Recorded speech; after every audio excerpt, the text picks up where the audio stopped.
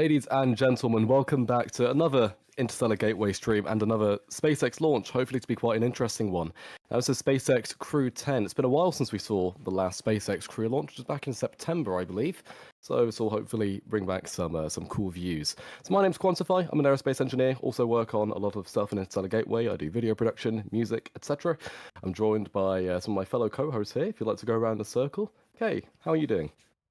Hey, what's up, everybody? Thanks for tuning in. My name is Kay Anagonio, and I am one of the videographers for Interstellar Gateway. Very excited to be here with you guys today for a second attempt for this Crew-10 launch.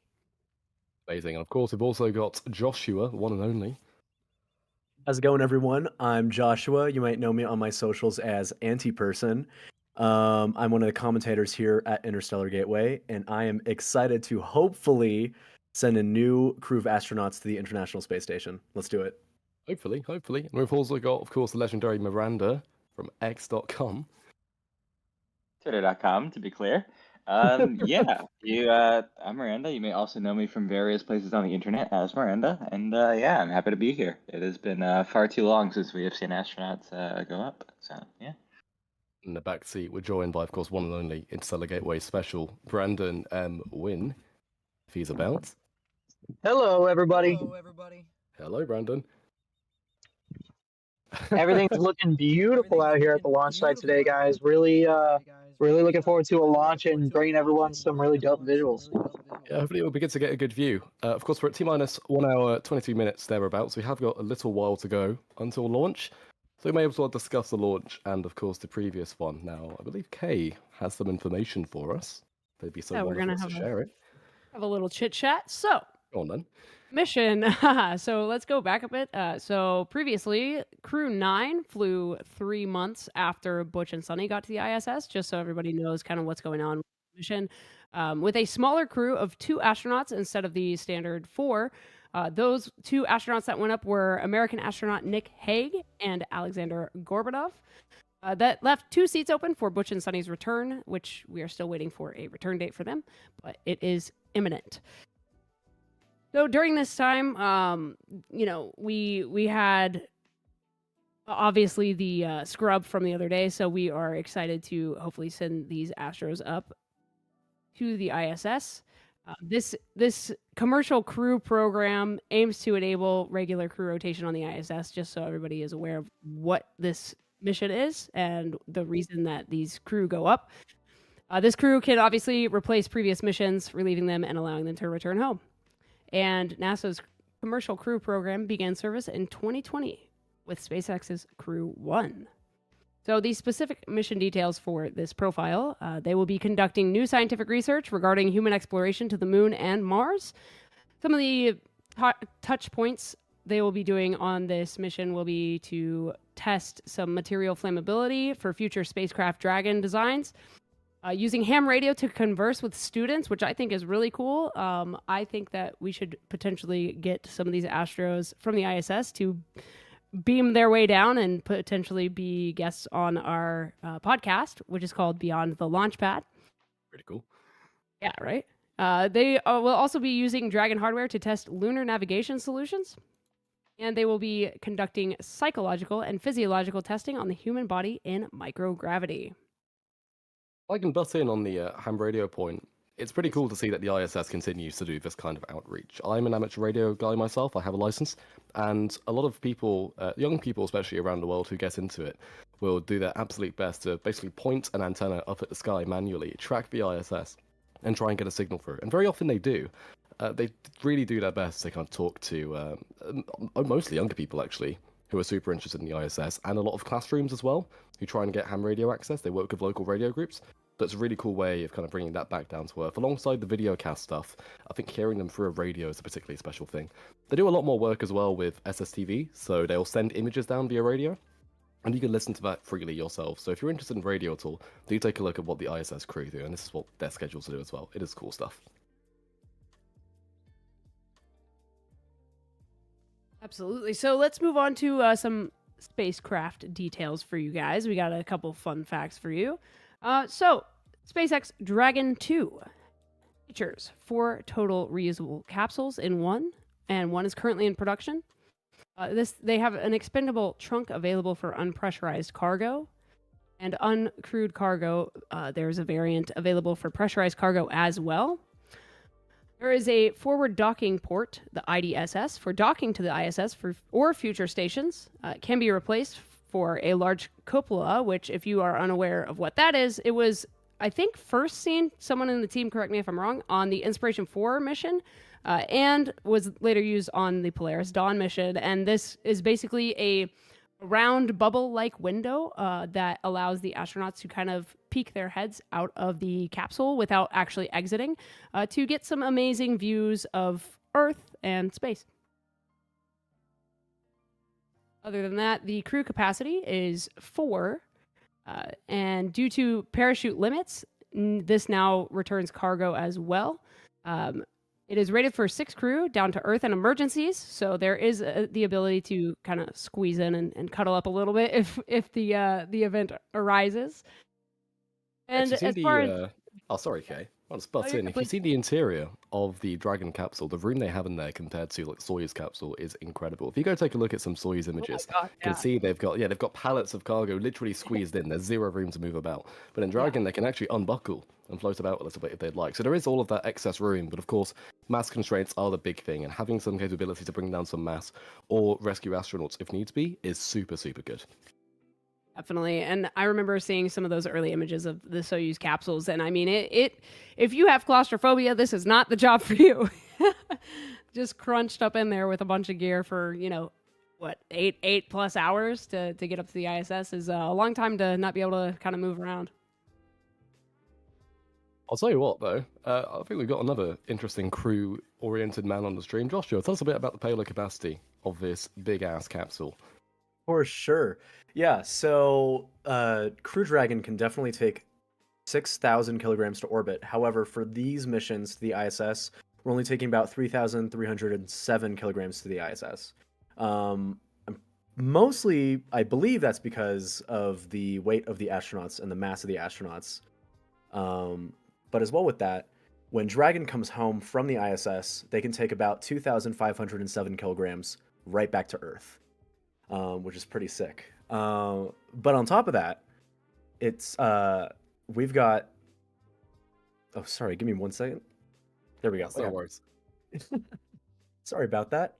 Dragon for the crew also has 8 Super Draco engines that can be used for a launch escape emergency.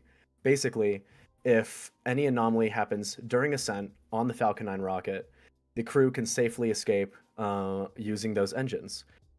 And we've recently learned, as soon as a few months ago, that these 8 Super Draco engines, normally used for launch escape system, can now be used as a redundancy in the event of a parachute failure, which is very interesting to hear.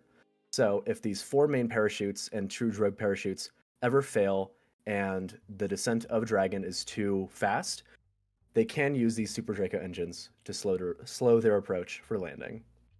And an interesting fun fact for you guys, if you are wondering, you had mentioned the return cargo weight, the payload weight. People may not know what is being returned in the cargo. So some of those things include scientific experiments that were conducted aboard the ISS, hardware, supplies that have been used on the station, as well as trash and equipment that are no longer needed. I think a big thing about, living up there for a long time and the constant rotation is that, you've got waste from the astronauts as well as, other waste that might be up on the ISS, other trash. So it's important that they keep that space very clean and tidy, as to not have, just trash floating around in the ISS. Absolutely. And I think it's good to note as well that the return cargo that they're sending back is pressurized. This is cargo that's inside the capsule itself, not within the trunk of Dragon, as the trunk is disposed with right before atmospheric entry. Yeah, and that is a unique capability of Dragon, not just Crew Dragon, but primarily Cargo Dragon. It is currently the only capsule that can bring experiments and stuff back down to Earth.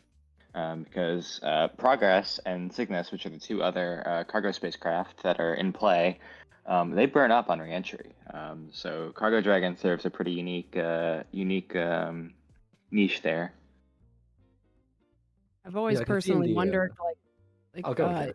yeah, I was just gonna say it's just a funny question that I've always been curious about, and I don't know if it's been answered publicly, but maybe this could one day be answered. But like, what if you get like a stomach ache on the ISS, or what if you get like how do you remedy these human things we have to deal with, like headaches and things like that? Like, do they just like deal with it, or like what do you do in the event of like you're not feeling well one day? There's been medical emergencies on station before. There are contingencies. I mean, everybody there has medical training. Some of them, some of the mission specialists are like outright doctors. So there are contingencies in place. If there's anything too severe, they can bring the crew back home early if necessary. But things would have to be really bad for that to be considered an option. Yeah, if you Absolutely. look back to last year, I remember there was a scare among the general public on the International Space Station live stream where they sometimes include audio from mission control. They accidentally included audio from a test, like testing of procedures, where they were running through the procedures of a medical emergency. And so social media went crazy and yeah. thought that the commander, was remember going to have that. to be rescued. There was no emergency. It's honestly really rare for emergencies to happen because it's such a clean environment. Right. Really, this is interesting actually. There was a study on this recently. The bigger risk to the crew is not pathogens, but how clean the environment actually is. So It's some too researchers have, yeah, exactly. So your immune system becomes really, really compromised. So some researchers have suggested intentionally making it dirtier, bringing up some of those kind of Earth-like microbes that float around, and making sure that their immune systems can actually defend themselves. Because if a common cold comes up, which is very unlikely, on one of the flights, it could seriously wipe them out. Hopefully not literally. But, You're I right. feel like I feel like I'd be worried about those germs mutating up there and then them being brought back home and creating some sort of super virus back on Earth. Genuinely. Space. That's a sort of a sci-fi. Yeah. Wow. Yeah, I did That's- kind of forget that medical emergency test, simulation. I totally forgot about that, but thank you for bringing that back up. That was quite an event that you're right did kind of startle everyone on social media. God, it was. I remember seeing the panic in the stream chat when everyone started flooding in, and I think NASA eventually had to intervene and just explain, no, it's fine, go back to your things. No one's dying today. Yeah, I am definitely guilty of taking part in that speculation. Quote I unquote. was worried, man. I was reading up on the Scott Manley Discord, and they were losing their minds. Yep. Just now want to go on, Kay. Sorry, I just want to say a quick hello to everyone in our chat. Thank you guys for being here. We appreciate you guys tuning in early ahead of this launch. We are at T-minus just about 1 hour, 10 minutes almost, or 1 hour, 11 minutes currently. Very excited for this. If you guys are new to the channel or our X account, please do me a massive favor and subscribe or follow us. Share this with everybody that you know, your parents, your grandparents, your sisters, cousins, dogs, I don't know, everybody. Thank you guys for tuning in, and appreciate that, guys. And for every subscription, for every like, for every way you support us, the more we will be able to bring you amazing views like we have been doing, and continue to improve those in the future. Thanks, guys. Well, I do believe we have some images queued up, so if we'd like to discuss the crew on board this flight, Joshua, you want to take us through that by any chance, sir? Absolutely. So, on this crew, we have a total of 4 members, a commander, a pilot, and 2 mission specialists. So, our commander, Anne McClain, born in Spokane, Washington, and currently lives in Houston, Texas, is a avid rugby player, and to our knowledge, the only player of sports, or fan of sports in this crew roster. Which is interesting because you would expect people to be, real athletic in here. So, chat, if any of you play any sports, let us know. Let us know in chat. But anyways, Commander Anne McClain has logged over 203 days in space, over 2 expeditions on the International Space Station. Crew-10 is to be her second spaceflight. She is a U.S. Army vet, a former test pilot with over 800 hours across 216 combat missions during the Iraq War. She is engaged in construction projects in Uganda with Operations Crossroad Africa, and joined NASA as part of Astronaut Group 21 in 2013. As well, she also was announced as an Artemis candidate in December 2020. So it's likely that she will be going to the moon. Next up, we have pilot Nicole Ayers. She's 36, was born in San Diego, California, but, and this is important to me because I'm also a Coloradan, she lives in Colorado Springs, Colorado. Any Coloradans in chat? Let us know. She is a recent astronaut graduate, as being part of Astronaut Group 23 in 2021, which means Crew-10 is to be her first spaceflight. She's a U.S. Air Force major, graduating from the U.S. Air Force Academy in Colorado Springs, Colorado. She is an F-22 Raptor flight instructor with over 200 plus flight hours during Operation Inherent Resolve. Now, our first mission specialist is an astronaut from Japan, JAXA's own Takuya Onishi. He's 49 and was born in Narima, Tokyo, Japan. He's logged over 115 days in space and flew on Soyuz MS-1, which was the first Soyuz MS series of spacecraft. This will be his first spaceflight since 2016, making it his second spaceflight. He was a former pilot of Air Nippon Airways, which is one of the most major airlines to come out of Asia/Japan. While he worked for Air Nippon Airways, he was explicitly noted for assisting disabled passengers to board aircraft. He is one of the 6 astronauts to have participated in the ESA Caves training, organized by ESA, becoming a cavenaut. Any cavers in chat, let us know. Dude, I don't mess with caving, man. I'll jump out of an aircraft Oh. at 40,000 feet. I'm not messing with Brother, I don't go underground anymore. I did one time. I went into an abandoned intercontinental ballistic missile silo. Never will I go underground again. Never. Caves. Cavers terrify me, man. They'll see a cave named like the Cave of Impending Doom and Death, and they'll march straight go on. in there. It's Don't just go in there. God. Literally. So Like I can take diving, and I can go into some, like, you know, small crevices or like some places that were left behind, like an old ship. I would rather be dead than go into a cave. Yeah, caves and mines. Don't touch them. Don't go near them. Diving is the worst of both worlds. You have you're going underwater, the evilest substance in history, and you're also getting into tight places. Nope. I'm not sure why you prefer that. I think the deepest I'll ever go is under my blankets. I'll be honest, guys. No, that's valid. I even have a hard time with that. All right, Joshua, tell us more about For these sure. astronauts, will you, sir? So Onishi is the first Japanese astronaut to have docked a Cygnus resupply spacecraft to the International Space Station, which is very interesting. In January 2025, he was also certified as a JAXA flight director and was involved in operations and management of the Kibo module aboard the International Space Station. And then finally, we have our second mission specialist, Kirill Peskov. He's 34 and was born in Kyzyl, Tuva, ASSR, in the Soviet Union. He graduated from school number 14 in Nazarovo, Krasnoyarsk Krai. And from... Thanks, Kay. I try. And from September 2012 to March 2017, he flew Boeing 757s and 767s for Nordwind and Ikar Airlines in Russia. Then beginning in 2017, he was accepted into training and was made a cosmonaut in December 2020. And fun fact, he was actually originally the backup astronaut for Alexander Gorbanov, who is currently on the ISS, who flew up there in the previous flight on Crew-9. Just a reminder, Crew-9 was in September, so it's been a long while since then, so I'm sure they'll be happy to see some familiar faces. Oh, absolutely. Yes. See a good friend, I'm sure. Those Crew-10 photos that you guys have been looking at on our stream were taken by our very own Brandon Wen, who is currently on the ground and giving you guys some live views of the upcoming launch. Very excited and very great. I mean, this guy, he's such a good photographer, man. So grateful to have him on the team. We're the best here. Nothing but the best. Well, we're now at T-1 hour and 4 minutes. We have still got a little while to go. Don't go anywhere. We are bringing you the latest SpaceX news and our own, of course. But in the meanwhile, I'll hopefully have some more conversation with you. I see Shanks in the chat talking about how cavers are crazy. Honestly, back to the caving point. I don't trust. I don't trust myself in caves.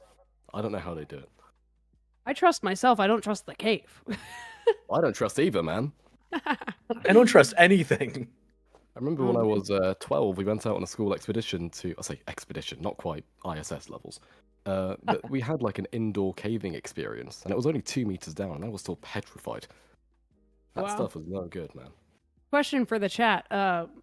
What would it take for you to become an astronaut to go to space? Like, would it be an amount of money? Would it be just the opportunity? Let me know in the chat what it would take for you to do it.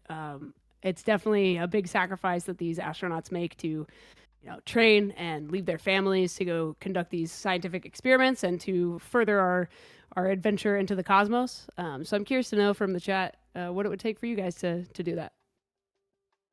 I don't know, man. I think I paid NASA to let me go to space. It's so funny. I had to Exactly. I had to fill out a questionnaire for something, and it said, like, for this amount of money, what would you be willing to do? And it was like a bunch of options, and the last one was go to space. And I literally added a comment, and I was like, I would go to space for free tomorrow. Like, what are we talking about? Dude, sign me up right now. I'll take a flight. Can we just do that? I think we're all in good company with that, Agreed. Yeah. I would probably have to do the Dramamine profile though for the motion sickness of launch. Though I'm not gonna lie, and I know that they're allowed. That's fair. They're allowed to. Go ahead, Miranda. Yeah, I've mentioned this a fair few times in other places, but my risk tolerance is pretty high. I think I would be willing to fly, not necessarily on a crew capsule, but rather on not even on Cargo Dragon, but on a pair of Falcon 9 fairings. I would happily strap myself to. That's high Considering they only Space Cowboy. Yeah, I mean, considering they only lost, I believe 3 last year, if memory serves, you have a pretty good chance of making it down. I mean, I imagine it'd be a bit less comfortable now that they're not catching the fairings anymore. You just kind of be left out in the water for a bit. Yeah, that's true. Guess a refreshing shower. Did I see our commentators for this stream from SpaceX on our stream? I see that a second ago. I did. I saw them for a brief moment. I think it looked like we had Jesse in the chat. We had an awful chat message here from Ryan, who's asking, will this launch finally de-occult the space station? That live stream is coming, I promise. I promise we will give you that stream. So context, if you weren't familiar with the lore, I don't remember how, but we stumbled across a de-occulting the International Space Station video during one of our live streams, and it's like an hour long, and it's just this guy rambling about how the ISS is taken over by evil occult forces. So we do plan to do a watch party, a live-streamed watch party, and try and sort out some viewer interaction tools and see what the guy makes of it, because maybe he has a few valid points. Yeah, I'm definitely curious to personally watch that stream. I don't know if I have anything to contribute, but I definitely will be in the chat laughing the whole time. Well, I will say, this is unconfirmed. It says top secret IOGW knowledge, but I may set up a Hot Cross Buns live camera. I may purchase some. Yeah, just for the occasion. Oh, wonderful. Oh God, I will tune in specifically to watch that camera. No, speaking of snacks, anyone got any stream snacks today? I have some. They're in the car, and I can't quite run back. I am currently chowing down on some Panera bread and enjoying it. Wow. Ooh, wonderful. I got sent a video about Panera and how they are basically like just elevated hospital food. And I was like, yeah, but it's consistent. Like I know what I'm getting every time and I'm stoked about it. Yeah, that's actually real. Listen, the tomato soup goes hard. Oh, it goes so hard. It's so good. It's very expensive, but it is very worth it. It is so overpriced, but it's okay. My snack for stream is currently one of the Karuba and elderflower green Red Bulls. It's my favorite flavor right now, and that's my snack. I'm drinking my snack today. I can't lie. I went into Costco today with my friends, presuming that we'd just buy some kitchen roll. Spent £210, and now I have a mega pack of Stroopwafels and a mega pack of waffles. Unfortunately, they're in my car, but I may have to take a midstream break to go get those. You could speed run it. I could. That is Costco in a nutshell, right there. I was gonna say that. I also don't think walked out with bath mats. Oh, So I see Incredible. Costco in the UK is So not it so different goes. from Costco here. Nearly walked out with a windscreen wiper as well, but they didn't quite have the size I needed. Goodness me. Did anybody in the chat see that beautiful blood moon lunar eclipse last night? I personally was about to go to bed and then I was like, oh wait, it's about to be like complete totality in like 30 minutes. So I like rushed my little butt outside and set up a chair and set up my tripod and my camera, and I just sat there and watched it happen. And it was absolutely amazing. And I think I posted on Twitter, wonder what Firefly's view Oh is. yeah. right now. I was Crazy. gonna say They did publish some awesome views. Yes, Ooh, Firefly have been. going now. I'll be honest, Firefly have been going a bit over the top with the number of records they're saying they've set. I think they've now said they've set the world record for the first commercial lunar lander's view of a lunar eclipse. Wow, yeah, that's I'm not sick. convinced that'll make it into a Guinness book, but it is pretty cool. So cool. And it was a great shot. Yeah, they got a number of shots from the top deck, just watching the moon get overtaken, or sorry, the sun be overtaken rather.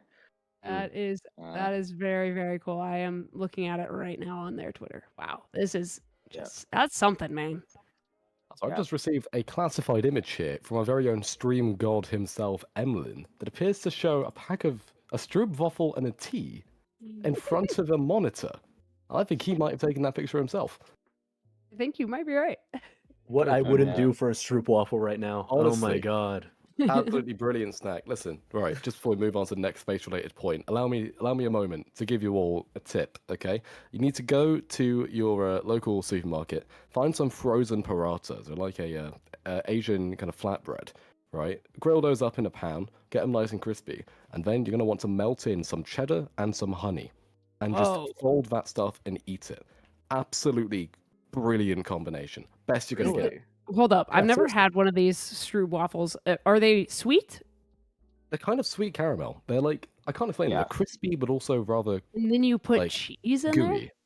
If you, No. no, I'm not talking on about paratas. You don't there? put Okay, I cheese was on like, fruit wait a waffles. second. You can't do the sweet and savory at the same time. It messes me up. So I But see. now I I'm gonna Para- listen to my parata point for just a sec, because I see some really pretty visuals here up on the SpaceX stream, showing, of course, a RTLS return to launch site landing of the booster. Fantastic thing about these launches is the booster has enough performance left over at the end of its job to actually come all the way back to the launch site, and that really makes recovery super simple. As well as that means we get some awesome tracking camera views, and hopefully we'll get some of our own. We'll see about that though.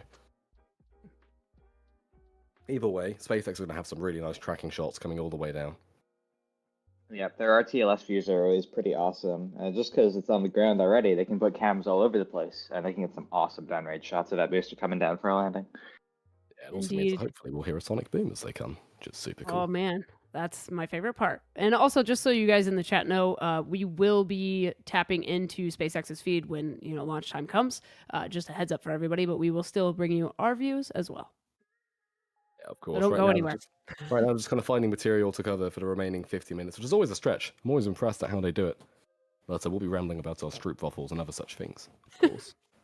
Yeah. Oh The yeah. Let real me important take us back off topic for just one more second. Oh no.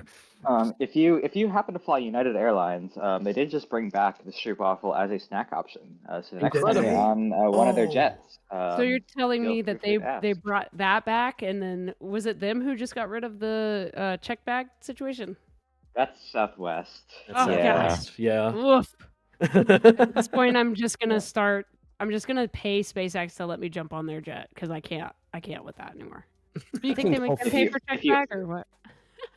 Hey, If you Joshua, are a you want to see a SpaceX segue? employee, that jet is free. Yeah, I want to see a You sign segue. up for Let's it. see it. All right, Joshua, let me give you a segue. Speaking Okay. of things that land horizontally, intuitive Let's go. machines, I am too. Oh my god. Unfortunately, intuitive Well. machines have done it again. If you remember, IM1 landed a little bit on its side. IM2 has once again landed a little bit on its side. Now, I've seen some speculation happening online. There's some people pointing out how it did land in a crater. I do question why that landing spot was chosen. But some people are kind of analyzing some footage that shows that maybe it was tracking horizontally and had a bit of horizontal velocity on touchdown as well. There's a lot of interesting speculation, but at the end of the day, it did end up sideways, unfortunately, and died soon after. But they landed. So they just like leave it there, you know what I mean? Like it's just gonna be in a crater forever. Yeah, I guess. I mean, yeah. Well, maybe Well, it's not like Artemis they can 3. retrieve it Well, I say maybe Artemis Bring it 3 can back. just go like upright it so they can get it back. You know, considering how like relatively small IM-2 was, I'm awfully worried about Starship HLS toppling over now. All of these landers are so long and narrow and tall. I'm concerned for all of them. Yeah, here's the It's thing, scary. right? Yeah, Here's well, the if thing, you right? have a I'm low not enough quite. center, if you have a low enough center of is it mass or gravity, I'm never certain. It's not that big of a problem. Center of But- both, really. Yeah, I was gonna Yeah, say. it definitely, Yeah, COM, it COG is the definitely same thing. does look scary. Yeah, Yeah, I will definitely. say now, I don't quite have a PhD in rocket science, but I do have over 3,000 hours in Kerbal Space Program. And let me tell you, when you're I'll do building a it. moon lander, you build it wide. You don't build it tall. When it's tall Yeah. and it falls over, you end up kind of having to push it back upright. Sometimes you do that with Kerbals. Sometimes you do that with cheats. I've done that once or twice. Indeed. It doesn't work. And you can't do cheats in real life either. Yeah, I'm going to admit, I'm going to make a heinous statement here. I have never played Kerbal Space Program. What? Really? Yeah, yeah. That is, it explains a lot about why I'm not great with orbital dynamics. This Kerbal Space Program is the best lesson. There's a wonderful XKCD on the subject of, well, got a PhD, orbital dynamics, just a minor increase. Started working at NASA, bit more increase in knowledge. Started playing Kerbal Space Program, orbital expert. The Kerbal Space Program gives you the like conceptual understanding of how exactly things move around, rather than thinking about it mathematically, which is super important. You know, if you play kind of these games for a while, you're probably quite good at like controlling a lunar landing, for instance. You kind of understand the physics behind it, which I think is super cool.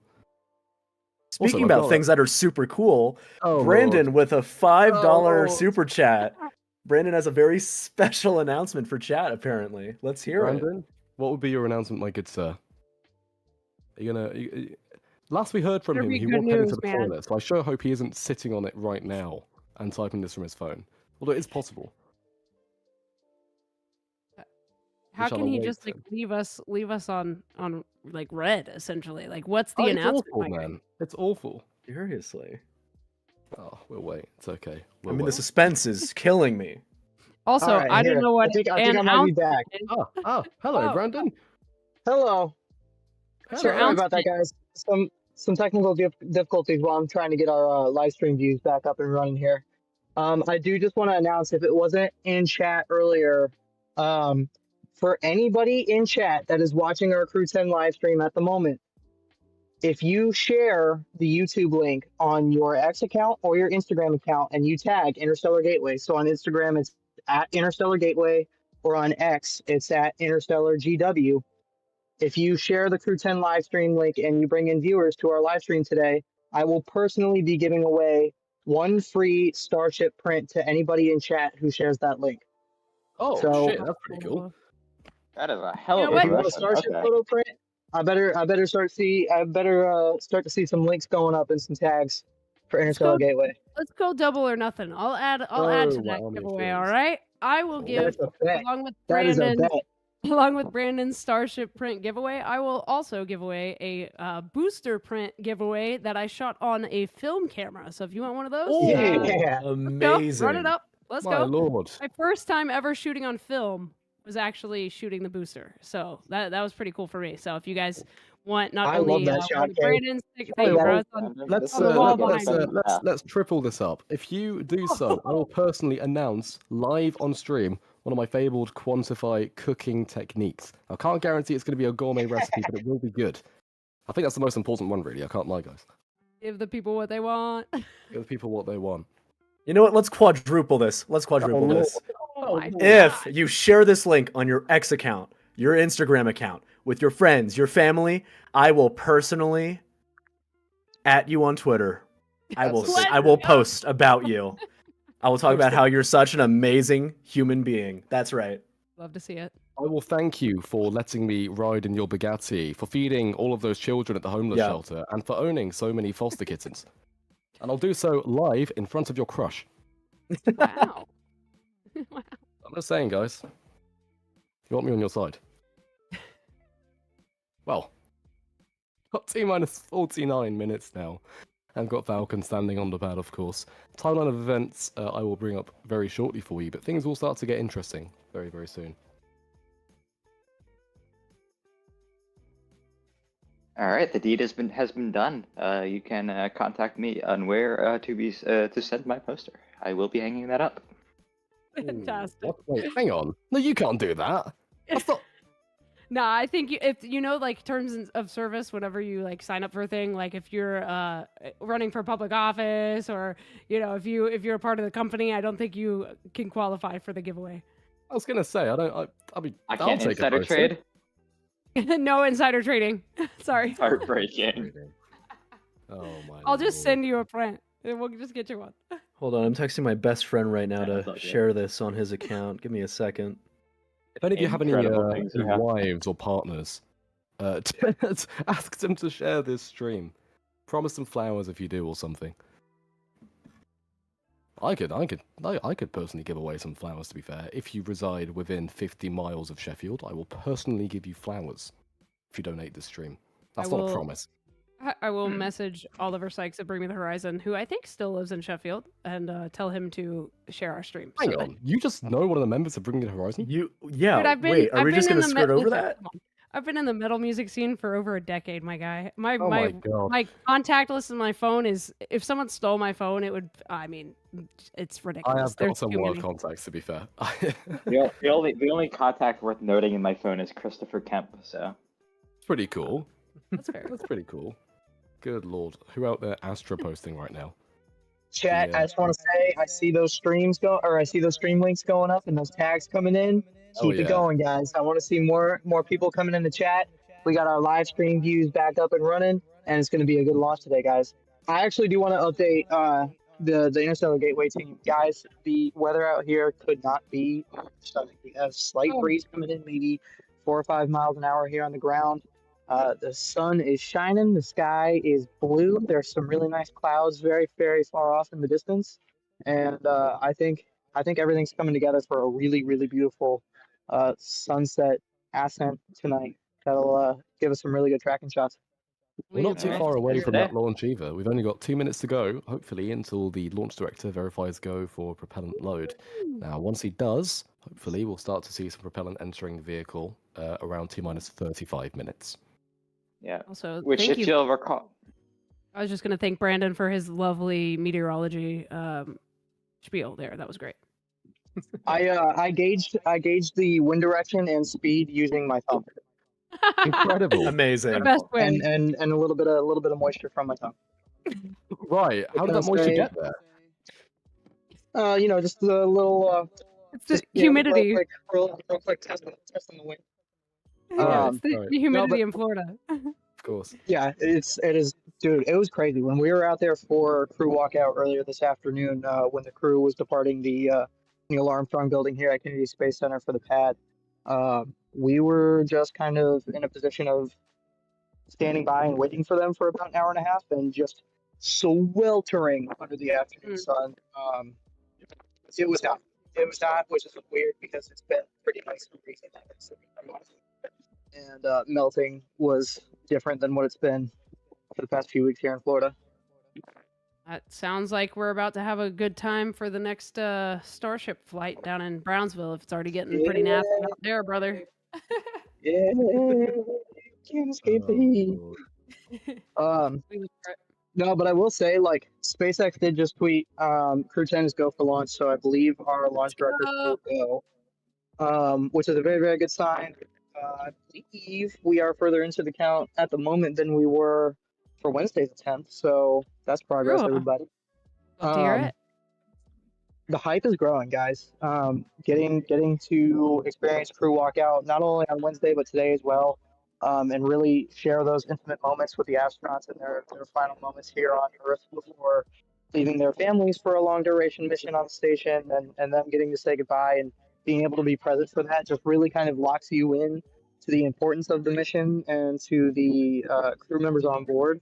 And this is dare I say, the most anticipated I've personally been for a Falcon 9 mission in a really long time. I'm actually really stoked for all of the circumstances going into tonight. So Yeah, it I'm was hyped, around guys. it was around the 20th Starlink launch that I kind of started to forget about Falcon 9, and now I just kind of see SpaceX posting landing videos and go, oh, cool, it survived. More recently, they actually lost the booster because one of the legs collapsed, which is a real shame, Oh, but yeah. the launch still went Yeah. okay.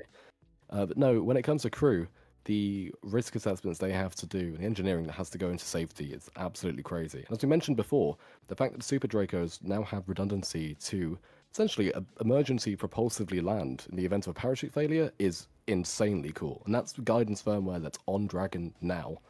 So there are really good layers of safety here. You know Yeah, what? that's something they only Go on, recently Miranda. enabled. Yeah, That's yeah, something it's they only really recently enabled on Crew-9. The Dragon was originally supposed to use the Super Dracos to land, and then they ended up switching to parachutes on request of NASA. But now they do have that propulsive capability again, so I do wonder if we'll ever get a full no parachutes propulsive only Dragon capsule. I can dream at least. Would be It'd be pretty exciting cool to for see unmanned at the stuff. least. Yeah. I imagine for unmanned, you could probably get a fair bit more mass margin, couldn't you? Yeah, maybe. I mean, also, taking a look at the SpaceX views of inside the Crew capsule. I mean, they look pretty comfy. They look like they're ready to go. They're just chilling in there, moving around a little bit, Yeah, they're pretty keeping snug. If I their remember keeping their correctly- legs from falling asleep. If I remember correctly, those seats are custom molded, aren't they, for each member? I believe They so. are, Yes. indeed. So those must be comfortable as hell, man. I know Formula One seats are as well, but they're kind of rock hard. I bet these have padding and everything, man.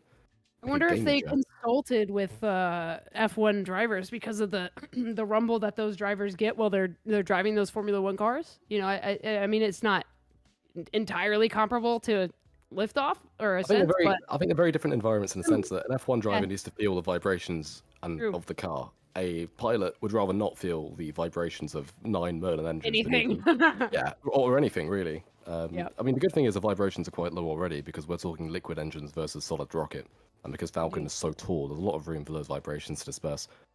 Oh, and we can just see now that crew access arm is retracting, so that's great news. We're proceeding through to count nominally. Look at it go. Wasn't that our Yeah. issue last time? Not quite. The issue last time was in regards to some hydraulics on the transporter erector. I will say that so far it's looking like that issue has been resolved, and if we get that go for propellant load from the launch director, I would say we will be clear through liftoff. It'll be good to see. You know what? Since we were shilling so much earlier, I might end up doing some shilling of my own. If you haven't already seen the Starship Flight 8 cinematic that we put out, go take a look. It is on our YouTube channel. It's in glorious 4K. Some really, really beautiful scenes there that I helped color grade and also wrote a soundtrack for, which is now finally out on my Bandcamp. So I've debuted as a Chamber Pressure, which is a cool name that somehow wasn't taken. If you like the soundtrack, you can go check it out there. It's only £3 to download the album, and it's in glorious, full, lossless, high quality with an unseen master as well. So go check it out, help support Interstellar Gateway and myself, and hopefully keep some custom soundtracks going for the future videos. Also, I do believe it is Bandcamp Friday, so go Oh. support the Bandcamp. That's a very, very Go big on, deal man. for artists. on exciting. Bandcamp. Yeah. Congrats on that, by the way. We love, we've got a lot of, musicians and music enthusiasts. Joey, our CEO, he came out with a kind of cinematic soundtrack as well. And now I believe it's public. He's been talking about it on X. He's working on a full orchestral version of that as well. And I myself am in a nerdy space band called Chasing Satellites. So yeah, I think there's a few of us that touch the music space here. I will Oh, yeah. say, this is me and Joey Leal, of course, Joey doing some really cool orchestral stuff, maybe working on a collaborative album at some point with the future, with our future documentary series upload. So do keep an eye out because we're going to try and make some proper orchestral music and synth kind of ambient soundtrack music. So if we do it properly, that shit's going to bang. Very exciting. And Who you will needs smooth soon... jazz when you have Interstellar Gateway? Exactly. Well, we're now at T-minus 40 minutes, just crossed through that mark, so hopefully things will start to happen a fair bit more frequently now. That launch escape system on Dragon will soon arm, which of course means that it will be able to take away the capsule to safety should something go heinously wrong. So for instance, should there be a awful fuel issue down in the booster, you see those engines come on Dragon and the Dragon capsule separating and flying away to safety. You can see the abort test on the SpaceX channel, actually. It's pretty cool to watch. They've done multiple ones. They've done one from the pad, and they've done one in flight, which they blew up a booster for. So it's really cool to see. Hopefully, we don't see that today, but it will be there for safety. T-minus 35 minutes, we're going to start getting RP1 loading into the booster. Of course, that's rocket-grade kerosene, so that is a slightly different fuel to what Starship uses, but it's been the standard for Falcon 9 for quite a long time now. We'll then start to see some liquid oxygen loading at 35 minutes as well. Then we've got a bit of a wait time until we start loading oxygen into the second stage. So we'll call those out as we pass through those moments. I've just seen a Joshua. Yes, sir. Joshua is offering to do vocals. Interesting. I am a vocalist. I am currently in a. What'd I say? We're just a band We're over all, here. we're all musically I was inclined. just, aren't I we? was actually just Interstellar talking to Gateway Joey, saying band. I'd like to do like some solo vocals on something. You know what? Sure, I'll hook you up. I'll hook you up. Do something cool. Let me do ad libs. Why not? Ad libs. Yes. We could do a rap track, I guess. Yeah. Orchestral rap. Gonna get Beethoven's Second Symphony up and put some shit over it. The that's occasional what we metal need. scream. Exactly. Listen, we're just Transitional gonna in there. start the Interstellar Gateway band coming soon. Fire mixtape coming sooner. Dude, we gotta drop like a diss track, which is disses various aerospace companies. Oh my god! Astra diss track. Oh Put my it god. in the docket. We- Put it in Oh the docket. yes. We need to get some sort of membership incentive going in order to get Brandon Wynn rapping feature on said Interstellar Gateway album. Oh my So god. cook that up. Oh my god. We're just going to bring something onto the stream for you guys that I want to touch on because it's very, very exciting for me. Really sick. I think this is probably my favorite feature of at KSC, honestly. So, as Imlin in our back channel brings it up, there it is. So if you take a look at the image on the left of your screen, this is the elevator that our Astros take to get up to the Crew Dragon. And as you can see, there are a lot of levels to that, but the final level is space. And personally, I would I would do anything to just put an elevator in my granted one-story house just to have this plastered inside that elevator. I think it is the coolest thing that I've ever seen. It's such a fun little just Easter egg kind of feature that they have, and just a final little nod to those astronauts because they are headed off very far away from us. The amount of little quirks and Easter eggs that KSC has is brilliant. I mean, obviously, this is a Dude. launch pad and launch site that's seen decades of continuous use. So they've absolutely nailed their procedures, and the astronauts have developed some kind of traditions, like signing the area before entering the actual spacecraft. So there's a bunch of cute stuff.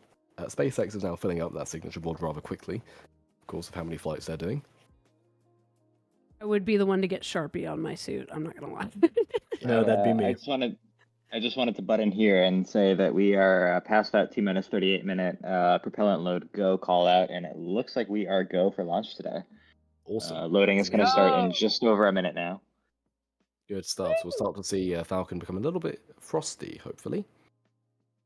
Yeah, Not not long quite now. as frosty as Starship, which kind of looks incredible, but still frosty nonetheless. We were on the topics of astronauts and their signing things. I just had a thought, and this is both for chat and for us here in the commentary channel. Have you guys ever met like an astronaut in person? About 2 days ago. Yes. Really? Oh, wait, yeah. what? So I went down to SpaceCom Expo, which is a event for trade professionals in the UK. Just about a trade professional. I'm starting an aerospace company. But I went anyway, and met up with Tim Peake, so former British astronaut, RAF pilot, soldier. So pretty, I think it was RAF pilot anyway, can't remember. But a pretty cool guy. And actually, it was interesting for me because I have a signed postcard from him when I was, I think, 10 years old. My dad met him and said, could you write a nice word for my son? So he signed it and wrote some nice words. And I got to speak with him today and shake his hand. So it was pretty good. Not today, a few days ago. But yeah, it was pretty cool, pretty emotional moment for me. He's a cool guy. Wow, that's so cool. That's so That came sick. full circle. Yeah. Yeah, it's great. It's great. I'm lucky that my dad's a fairly prestigious academic working in the space field, so I have quite a few funny contacts. That's So pretty it's sick. I'm pretty privileged to be in that position. Wow, that is very cool. We so Brandon and I, for people that don't know in chat, we met at a NASA social event back in 2019, and we were able to speak to a few astronauts at that event, which was pretty cool. And I mean, it's just like, you know, these people are kind of like heroes to a lot of us in the spaceflight community that are just into this stuff.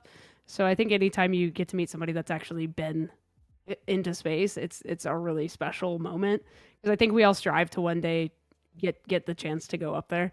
So yeah, it's really cool. But I've been hoping to meet Haley Arsenault, who was on Inspiration 4. I've been hoping to meet her for quite a while. Haley's great. She just put out I love a her. children's book and has been doing kind of a book tour around it. And I read her like, I guess, biography or autobiography or memoir, if you will, of the Inspiration 4 mission, which was absolutely just an incredible read.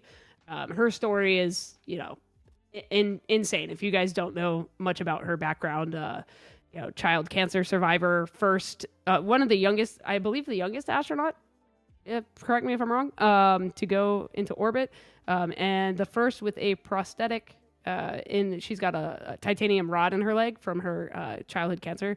And so I think she was the first person with a prosthetic to go into space as well. So just really, really powerful story that she's got. Yeah, I think Inspiration seriously. 4 was so important just because a lot of the astronauts who we see going up on expedition missions are like properly either battle hardened or super experienced veterans, or if they've been through training, they've had such intense operations kind of training, and they've probably got an insane story of being in the military or whatever. But Inspiration 4 brought up people who were really far more, dare I say, ordinary. And they Civilian. weren't civilian. Normal. Yeah, Yeah. they weren't. You know, they weren't going up to repair solar panels and conduct intense science experiments for months and months on end. It was kind of a once in a lifetime journey where they could do some science on the side and most importantly share their experience. So if you look at the memoirs that they've written, I think it's really interesting the perspective it's written from, because a kind of professional seasoned astronaut might talk about specific events and specific EVAs they had to do, but these guys talk about the emotion that they really feel. Much more, I think, than the others, and I think it's really worth something. Absolutely. And I mean, the craziest thing about that mission was that Chris Zimbrowski won it on a Super Bowl raffle. Like, that's nuts. Yeah. That's how he got his seat. This was Like, just a that's dude. This was crazy. just He's a just a dude. guy. And his wife was yeah. like, "No, you're not doing that." And he was like, "I have to go." Hell yeah, Like, I am. what do you mean? Hell You yeah gotta moment for go. all men on Earth. Honestly. Yeah, and of course, that mission supported St. Jude Children's Hospital, which I think is, you know, very, very Honorable. admirable and honorable.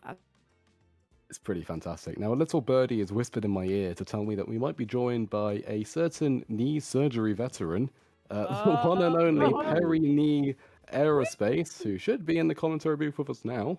Hello. Yes. Oh my god, it is. It's true. It's true. I know. Look at that, man. It's really incredible. It's incredible. We never- missed you. Something like this before. Anyway, not going to stick around long because I still do not trust myself after being surgeryed. However, I did not just meet any astronaut. I met one of the people who's on the Artemis 2 crew, Christina Koch, at my local university. I got to meet her. I got to ask her questions. It was a really small event. Like, Wow. there was almost no What? one there, and it was just because it was just like a small thing that was partially hosted by an organization I'm a part of, and I got to meet her. I got a photo with her, and I got to just ask her questions, and she was the coolest and most normal person I've ever met. I probably made a gigantic fool of myself, but no, I got to ask her a couple questions, got some answers. Apparently, and this has been a case a couple times from people I've seen online, the Kibo module from Japan is apparently the favorite of astronauts to chill and relax, and they describe it as like very much more serene. But yeah, I got to meet her, got to ask her about Artemis 2. Don't worry, I didn't ask her about the Artemis 2 schedule. I'm not that much of a loser. But yeah, no, that was awesome. I think probably so the cool. most notable person I'll ever talk to in spaceflight. Wow. Not technically an astronaut. I don't think he's classified as an astronaut. He's a skydiver. I got to meet and interview Felix Baumgartner, who skydived from space. Honorary astronaut. Come on. That's awesome. Yeah. Honorary astronaut. He gets the pass, right? But Sick. yeah, it was Absolutely. very cool. It was very cool. I my first job, I interned as a videographer at Skydive Dubai. when I was 18, and he came for the Skydive World Cups, and I got to hang out with him a bit and interview him, and it was pretty freaking cool. And then more recently, I was supposed to go to like a private dinner event with Buzz Aldrin, but it ended up not happening, which is very unfortunate because, you know, I mean, that he's the guy, you know, he's the guy that everyone like wants to meet, and you know, he's getting quite up there in age, so you know yeah, I would really like to meet him at some point if possible. But yeah, he's 95, and I think he's kind of taking it easy these days. And looking back at Felix Baumgartner, of course, the insane jump. If you go back and watch the video, you can see at one point he enters this incredible spin. And he gets seriously close to putting him completely out of consciousness, which is terrifying. They've got safety systems, of course, but spinning that fast for that long is not good for you. Luckily, he managed to break out of it. Your brain could turn into soup if you don't stop, but he was able to, you know, get that under control. And the fact that they live streamed the thing, I mean, yeah, that's a big risk. But yeah, he was cool. He was really cool to chat with, and just a really nice guy for sure. That's really sick. The Red Bull guy for Space Vulture in the chat. Yes, the Red Bull guy. A lot of these guys do. I'll go on, Brendan. Oh, sorry. Bouncing off of what K's story, bouncing off of K's story, and bouncing off of Perig's story of meeting kind of like aerospace pioneers, astronauts that we look up to within the community. If I could share kind of my most notable interaction, kind of in relation sort of to Perig's, a really notable astronaut who is attached to the Artemis program, but not in the way you might think. I actually got to interview Doug Hurley just a couple of days prior to the launch of Artemis 1 SLS here at NASA Kennedy, while he was here representing his current job at Northrop Grumman, where he works on the solid rocket boosters that propel SLS off the launch pad. Doug Hurley, for anyone in the chat who might not recognize that name right off the top, was one half of the Demonstration 2 crew.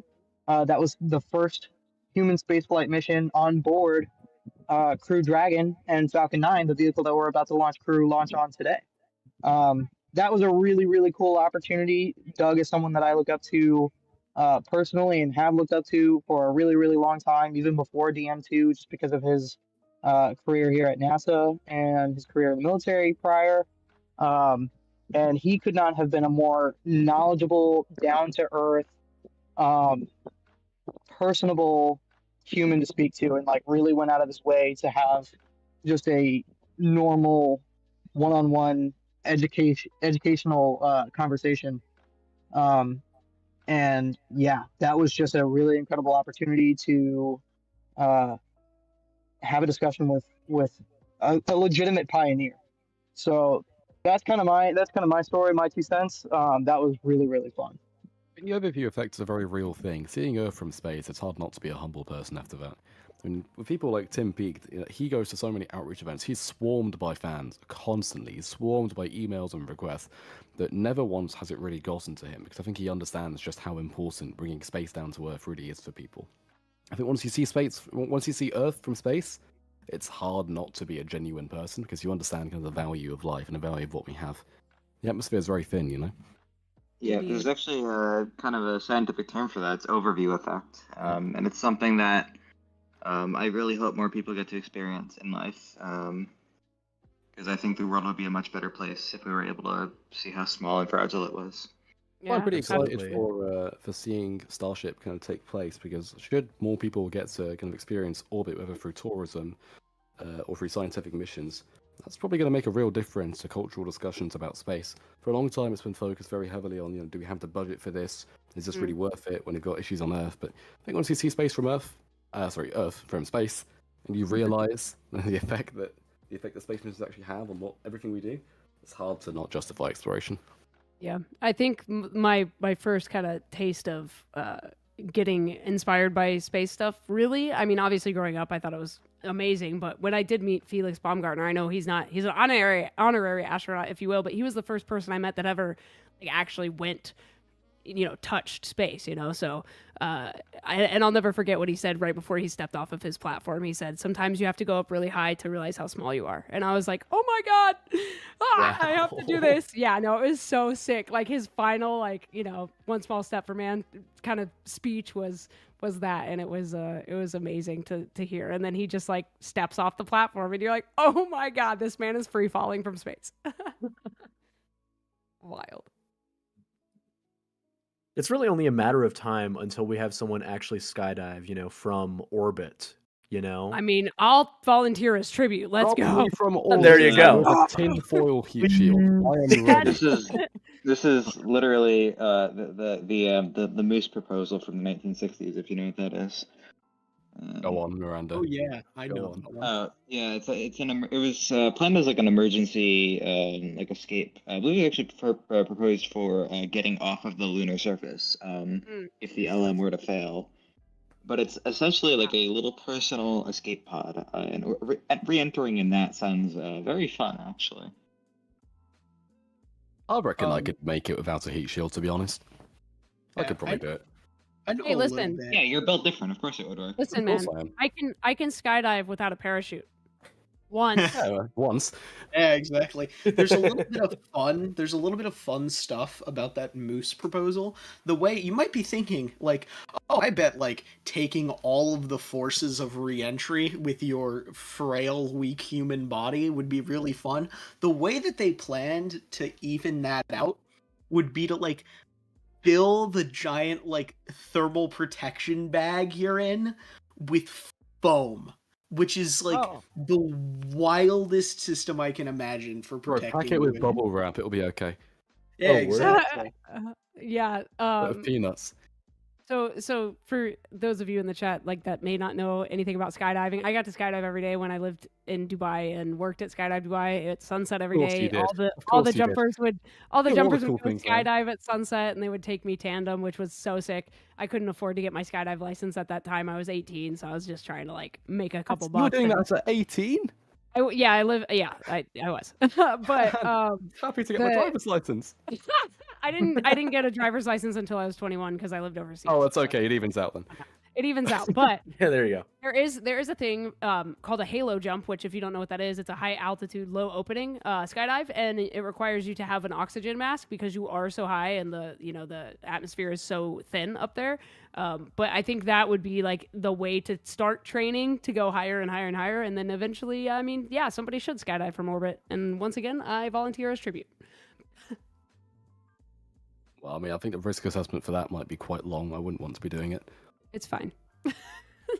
I mean, as long as the FAA and informed consent rules keep getting extended out ad infinitum, it's more or less just a sign away. Yeah, I understand I might die doing this, and everything's fair game. So 500 I mean- waivers. Indeed. We Yeah. are T-minus 21 minutes, by the way, everybody, for those watching and who are excited for this Crew-10 launch. Super Yeah. stoked. We've gotten so sidetracked, I kind of forgot about the rocket. But yeah, in just over a minute and a half here, the TE is going to start retracting, pulling away from the vehicle. Oh, I'm sorry, I am misremembering the timeline here.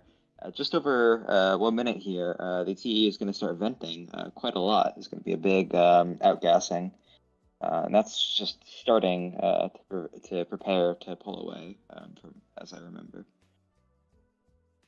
And the published event at 16 minutes, we're going to have second stage begin to load liquid oxygen. So that's going to get awfully frosty as well. You can see right now that frost is only really coming off the booster.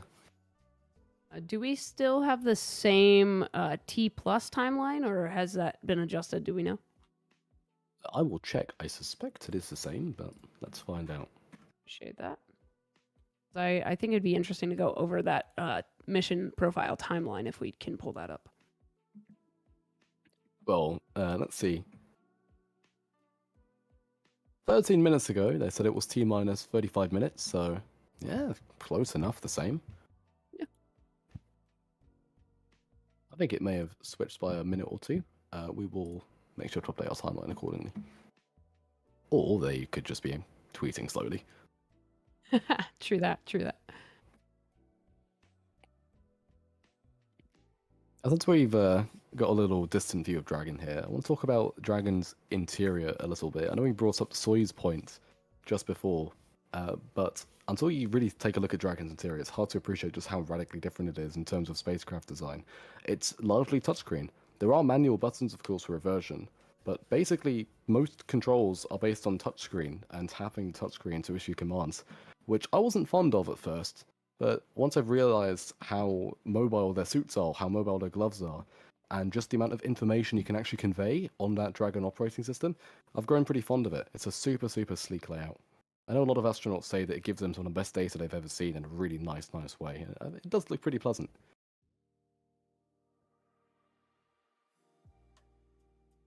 I just want to, for Apogee in chat, yeah, we do actually have, not only do we have IGW cameras at the Cape, we have our very own Brendan Wynn at the Cape right now. You're looking at one right now. Unfortunately, it looks like it might be frozen here. But let's see here. I think he's been trying to sort that out, but we will bring that to you guys as soon as it is sorted. Gotcha. But yes, we do have Brandon out at the Cape right now, Yeah, we and don't he quite has have the, also. We have also been posting throughout the day on our several social media accounts, from X to Facebook to Instagram. Anywhere you have social media, we're probably there. We've been posting some of his Crew-10 portrait photos that he's been taking out there today.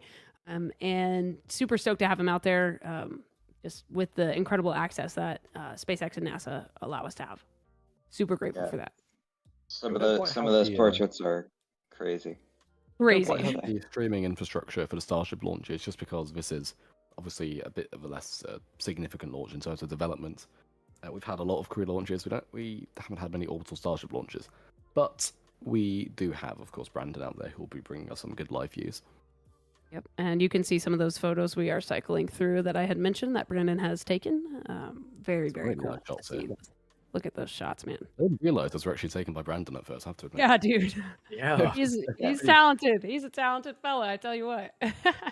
He's also taken some crazy photos of me underneath the Saturn V at NASA for my band profile images.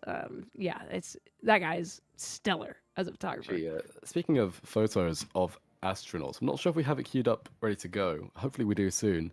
But on the Wikipedia page for Nicole Ayers, one of the photos they have of her goes unbelievably hard. Like, insanely hard. Me and Joshua were talking about this yesterday. It's album cover material. See if we can bring it up for you.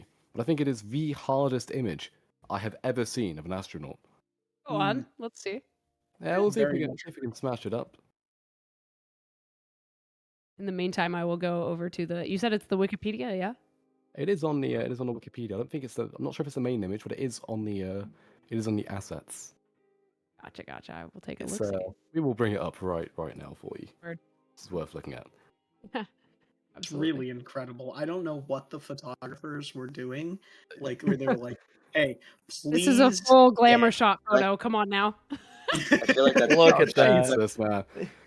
That's right at the end of the shoot where they're like, just do stuff and we'll see what Just happens, do what a comes thing. out of it. Yeah. Do what feels right. Man. This had no right to go this insanely hard. Astronauts will never have drip. Genuine album cover material, man. It's wild. If we could quickly compare, Emlyn, if you can throw that photo of me in the in the live stream for 2 seconds, so that I can just have everybody laugh at the amazingness and how sick of a photographer Brandon is. Would be fun. Hard images today. Crazy, bro. Hard image number 2 coming up for you guys. We are not messing around with the images today. I saw that Nicole image. Oh, yeah, look at There you go. that. There's Kay. Hey, There we go. Here we are. Listen, this is the reason I go to KSC, okay? With Brandon. We go to hang out and we go to take photos, and it's a great time. Such a sick image. Exactly. Very fun. Incredible. Just another proving point that Brandon is goated as a photographer, people. Speaking of ghosted photographers, Brandon did say earlier that we'd be giving away a print to a random person who shares our stream on social media. So do get those links out. If you're watching us now, you might end up receiving something very special. Do tag us as well in that post so we know you've actually done it. And if you are new to the YouTube channel, please hit that subscribe button. And we also offer memberships, and we are working on some other really cool opportunities for you guys to support the channel, including exclusive behind-the-scenes content, early access to videos, unreleased images, and you could get a spot in the credits as well. Very, very well could. I see someone talking about how to get nervous for Crew Dragon launches as they do for Starship launches. I don't, mainly because Falcon's now launched 443 times in terms of completed missions.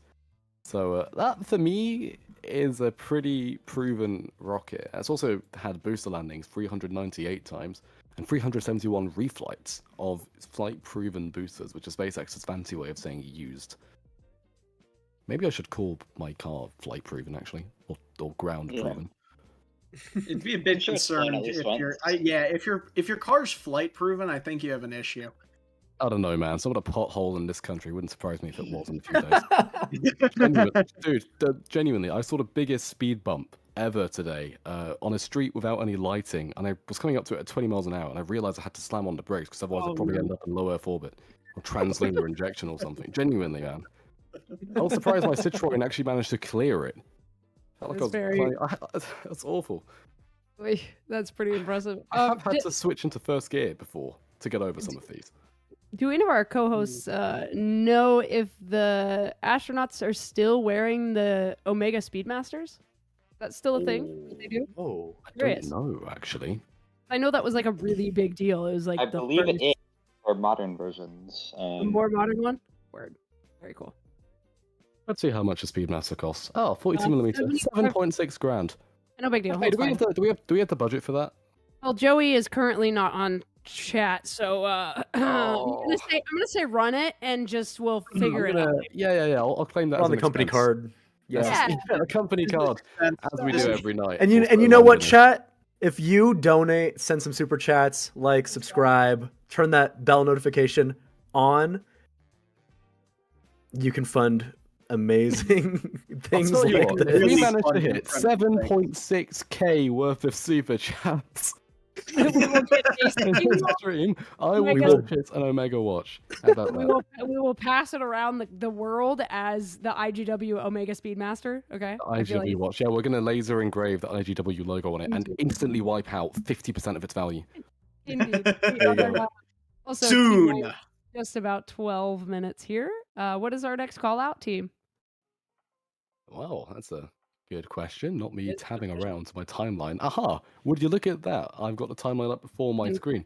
7 minutes. 7 minutes is when we're going to start to see Falcon 9 engine chill, so those engines will start to cool down, getting ready for launch. Hopefully we'll get a view of the engine bay as they do so. T-1 of 5 minutes is going to be a really important point. That's where Dragon transitions to internal power, stops relying on the ground support equipment, and starts to power itself. And then, speaking of powering itself, at 1 minute, we're going to see the flight computer do its final final checks before it assumes control. And I believe we do have the opportunity to hold at T-minus 45 seconds, correct? Similar to Starship's T-minus 40 hold that they typically do just for final go, no-go, yes? Not to my knowledge, we're- since Falcon... Oh, right, Falcon of course. Falcon does load and go. Does not. We have love a the load ability and, we love a load and go, baby! Regardless, anyway, this is an instantaneous window, so Ah, there's no ability sure. to hold, unfortunately, for this. You get one Nope, shot at full flying up send. the ISS. Yeah, full send. Full send. Falcon 9 can handle one engine out, to be fair, and possibly even two, I'd imagine, at high altitude. So it's a pretty reliable vehicle. It has had an engine out before, actually. What was the flight that it had one on? Do you remember?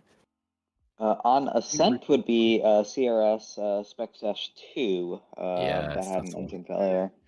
That was, I believe, that would have been the third or fourth Falcon launch, I think. That was a very, very early flight. Has not Was been repeated since. fifth. That was the fifth and final for the... Falcon 9B 1.0. Got it. Yeah, Merlin's become pretty reliable since then. They've also pushed it quite far. So it's a good engine. It's a good engine. Yeah, Merlin is a hell of an engine. Merlin's not necessarily one of the most optimized engines in the world, but it's extremely reliable. And for SpaceX, production efficiency and reliability kind of matters more. You can end up saving an awful lot more money and getting a lot more payload to orbit if that engine flies 10 times compared to once, which a lot of other manufacturers do right now. It is a hell of an engine in terms of thrust weight and everything else. I mean, I believe it has the highest thrust weight of any engine in existence currently. I think it's pretty good, yeah. It's producing almost a meganewton of thrust in a very, very small package, which is something that, like, we saw similar engines to its caliber in, like, the 60s, 50s, nowhere near the thrust density that the current Merlin's able to achieve. It's really an incredible engine. Get me talking about Merlin for 20 minutes. I swear to God, I can go on forever. Unfortunately, it launches in 9 minutes and 27 seconds, so gonna have to decline on that one today, Verity. But maybe after the kind of exciting bit of launch goes on. So just a reminder, the next important... Oh, go on, actually. Go on, Kay. Go ahead. Go, please. Oh, okay. Thank you very much. So the next timeline event is, of course, T-minus 7 minutes, just in over 2 minutes now. We'll start to see those engines cool down. So it does look like everything's fine right now. We're proceeding through that count, and we've got, of course, a lovely little camera view for you to enjoy. Love to see that. Any ideas of what our zero gravity indicator animal creature might be? I know Crew-9 was Aurora, the baby Falcon plushie. Do we have any idea what it is for Crew-10? It better be a baby starship, man. Although actually maybe that brings bad vibes. Oh, it should be one of my hot cross buns, actually. Hot cross buns. Oh, there you go. Maybe I'm thinking actually here. IGW Shilling. We could make a hot cross bun plushie. I'm just saying, with like a little image of me engraved on the bottom or something. I'm deceased. Or a tag. Someone call the coroner because I am deceased. I feel like they should have a baby Yoda at some point, plushie, for the zero-G indicator. That'd be good. Personal wishes. They should have a mini dragon, actually. Oh yeah, true. In the chat, Shanks says, "Me, I'll be the indicator." I volunteer. I'll do it. I'll do it. Let's go. Shove him in the trunk. He'll fit. He'll fit. I think it's unpressurized though, right? So not gonna be a good time for Yeah. Give him an oxygen mask. He'll be fine. Hey, I've ridden in a trunk before. How different can it be? Not a trunk. Why have you put it in the trunk before? It's a thing to do in America. You ride Just in the American things. Just American American. things smuggled across the border. Nothing special. No, if you got I can 6 people in the car, you gotta get the 6th person in the car. They go No, in if the you got trunk. 6 people in the car, you get another car or you take a train. Absolutely not. I can Time. confirm that both We don't me have and those in America. Exactly. Oh, you have them in America. Damn you. You're not Sorry, very Brandon, good. you're the one person they're visible to. Yeah. Although I can confirm that both me and my lovely roommate Belle fit in the trunk of a Honda Civic at the same time. You obtained this it's not- data experimentally? Tried and Yes. tested. There's an incredible GIF of it somewhere. Oh, actually, we can see something interesting in this view here on the left-hand side. That is a very familiar tower structure. You guys recognize that by any chance? Are you asking us or the It chat? looks I'm asking tall everyone. and steel. Tall and do wonder what it steel, could be. and very, very modular, and possibly could have some chopsticks on it. Question. Ooh, That's interesting. I wonder what Oh, would you vehicle look at might that? use As if, as if summoned by the gods themselves, we have a view. That Look at is, that. of course, SpaceX constructing one of their Starship towers over at the KSC. So it'll be very, very good to see some Starship launches happening over there. The amount of infrastructure that they're building is very, very exciting. It's so funny knowing that Brandon is out there because, like me, I would be like, oh no, they want to see the tower, but I have to focus on this thing. But I'll go over there for a second. Yeah, pound And back, now pound we're- back. Oh, appreciate you, Brandon. Well, it's very good news to see that we're now at T-minus 6 minutes, proceeding through the count nominally. We've only got a minute to go until we transition to internal power on Dragon, and we start to get closer to Dragon taking over autonomous control. Of course, this launch is completely automated aside from human input should something go wrong. Like it's like it's made by SpaceX or something. Yeah, I mean, They're all How long about the was autonomous things. it's kind of crazy how long we've had like autonomous rockets, and yet Yeah. people still don't trust autopilots on airliners. Oh, right? Yeah. Come on now. When you think about it, we've had rockets launching. error out We've had rockets launching on pure like inertial data and radar data, and that's been happening since the 60s, I guess, Yeah. probably Mhm. earlier. But this one hopefully is a little bit more advanced than that. Here we are crossing through T-5 minutes now, so we're transitioning onto internal power. Things start to get interesting from here. Let's go. I'm excited, man. Last stream when we, had to scrub this. Well, not we. When SpaceX had to scrub this launch. Yeah, we personally told them to stop. We did. We called them and said, hey, we can't. We're too tired. Please. Yeah. Call us off. Shadow government. Yes. We don't have contacts that go that high up quite yet. ring up Musk. Hold on, let me get my big red phone. Yeah. Wow, that tower view on the left is pretty sick, man. And we're gonna get some nice sunset golden hour right now. This is very exciting.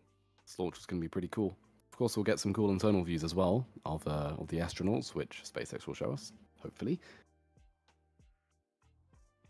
Once we get really close to that kind of critical launch moment, we will give the commentators on the SpaceX stream a bit more room to breathe. Indeed.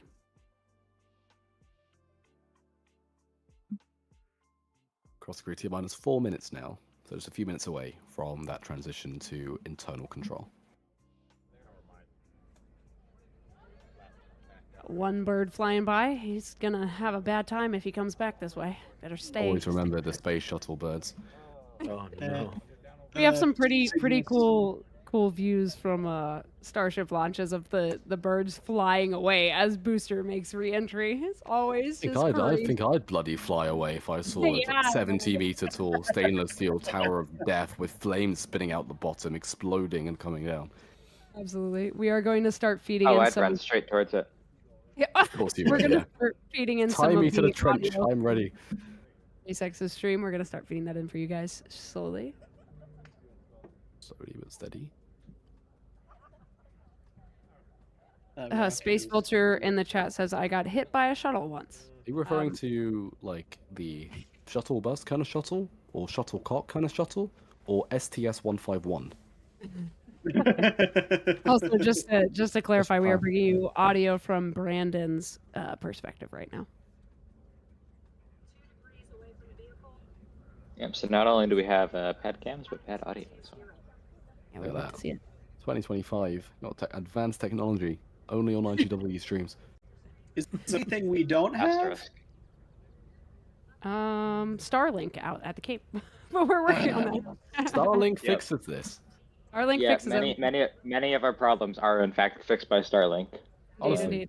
And more cameras, and more Starlink, and yes, but we are more cameras, more better. Indeed. And the more you guys support us, the more we will be able to bring you more angles and more views and all that good stuff. We are a T-minus 2 minutes and 2 seconds. T-minus 2 minutes right now. Here we go. It looks like the TE is retracting from the rocket, which is a good sign. That was the problem the other day when they scrubbed the launch. Glad to see they've sorted that out, obviously. I'm glad I didn't have to retract my earlier statement. In my Schilling tweet, I said, now with 100% less hydraulics issues, and it appears I was right on that. Thank you, your manifestation. They've probably just got a guy down there cranking the wheel to turn it. Manually, like speedboat style. Are they hiring for that position, actually? Hold on. Wait, you guys are getting paid? You think they give him enough warning, or do they just like tell him like, "Hey man, just run fast, all right? I'm sure you'll outrun." Fast as you can. They just blast a foghorn. So did I just see them cut to an empty set of chairs there for a second? Did you see that? Might have been what SpaceX. Come on now, guys. Here are our seats. Oh, Jesus, There's no one in Moker. This is actually 1 minute. All right, folks, we are at T-minus. Yep, 50 seconds. All right. We wouldn't fuck up if we did the streams. I'm sure we did great. Listen, baby steps. One small step for man, one giant leap for Interstellar Gateway. Launch Director will have now verified that they go for launch. Yeah. I'm proceeding through the count. Send it. 30 seconds.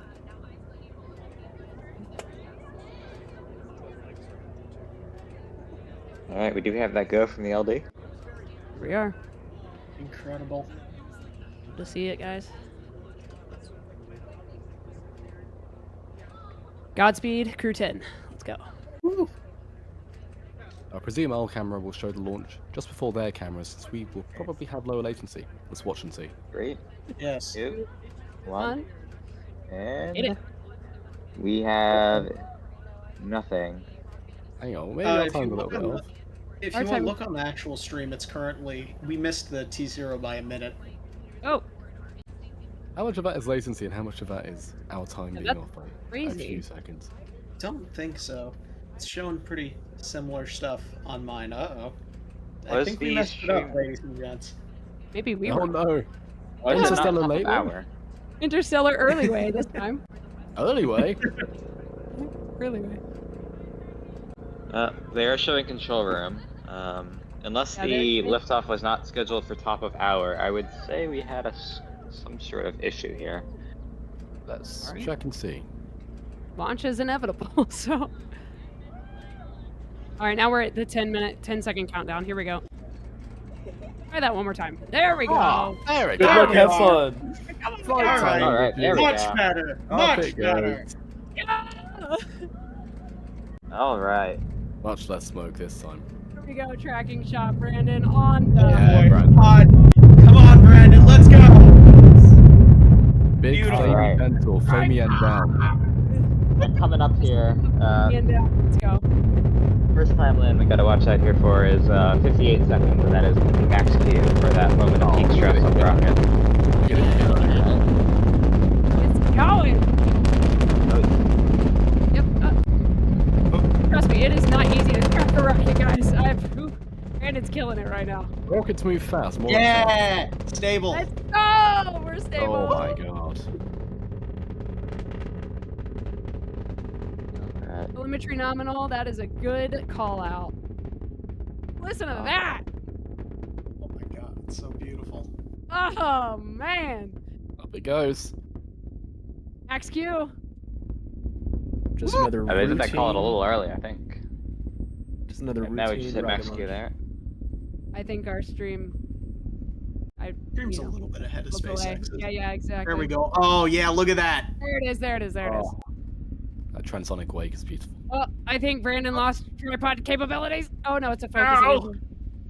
It's okay. Alright.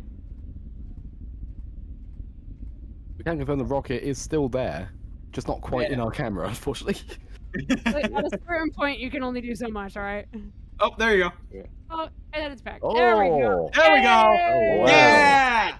That's meaty. That's meaty. Beautiful Brendan ascent. M. Goatwin, dude. Let's He's go. a go. Look That's at so that. pretty. Bro. Oh wow.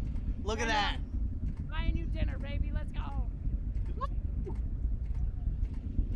Ooh. That's nice.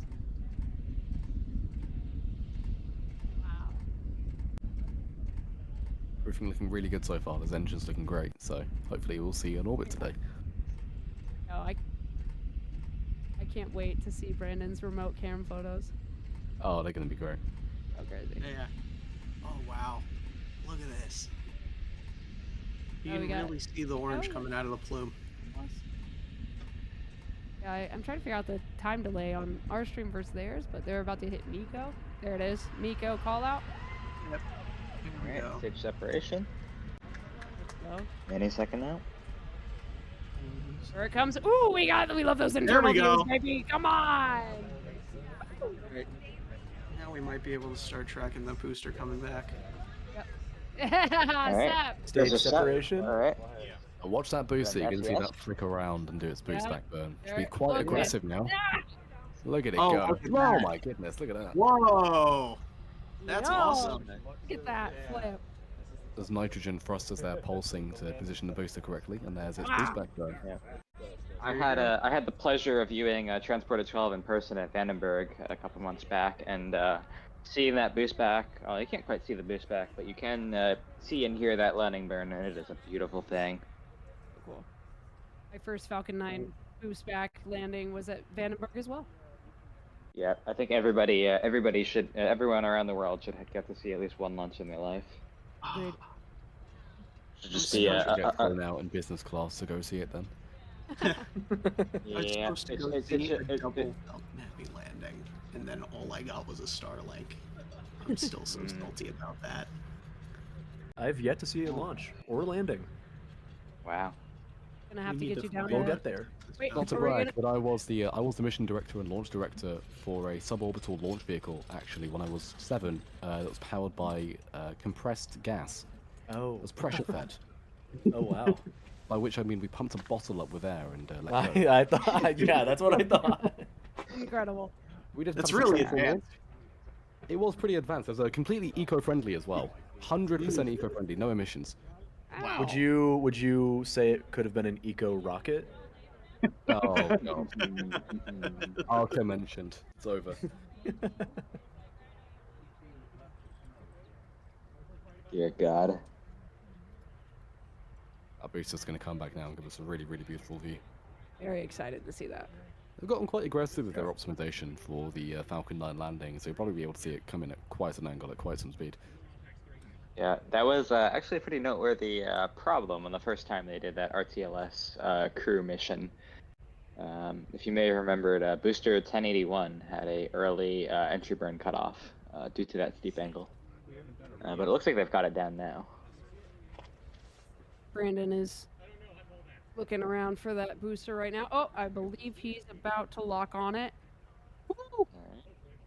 We should have that view for you guys here shortly, as soon as he gets that going. But It's quite a Yeah. nightmare to see them from the It's so ground. But hard. consider SpaceX and NASA are tracking this with position data, right? So they've got 3D spatial data that tells them where the rocket is. Brandon has a pair of Mark II eyeballs. I Not don't know, I quite think where that might it's be the Mark concerned. III's. I don't think we have the budget for that.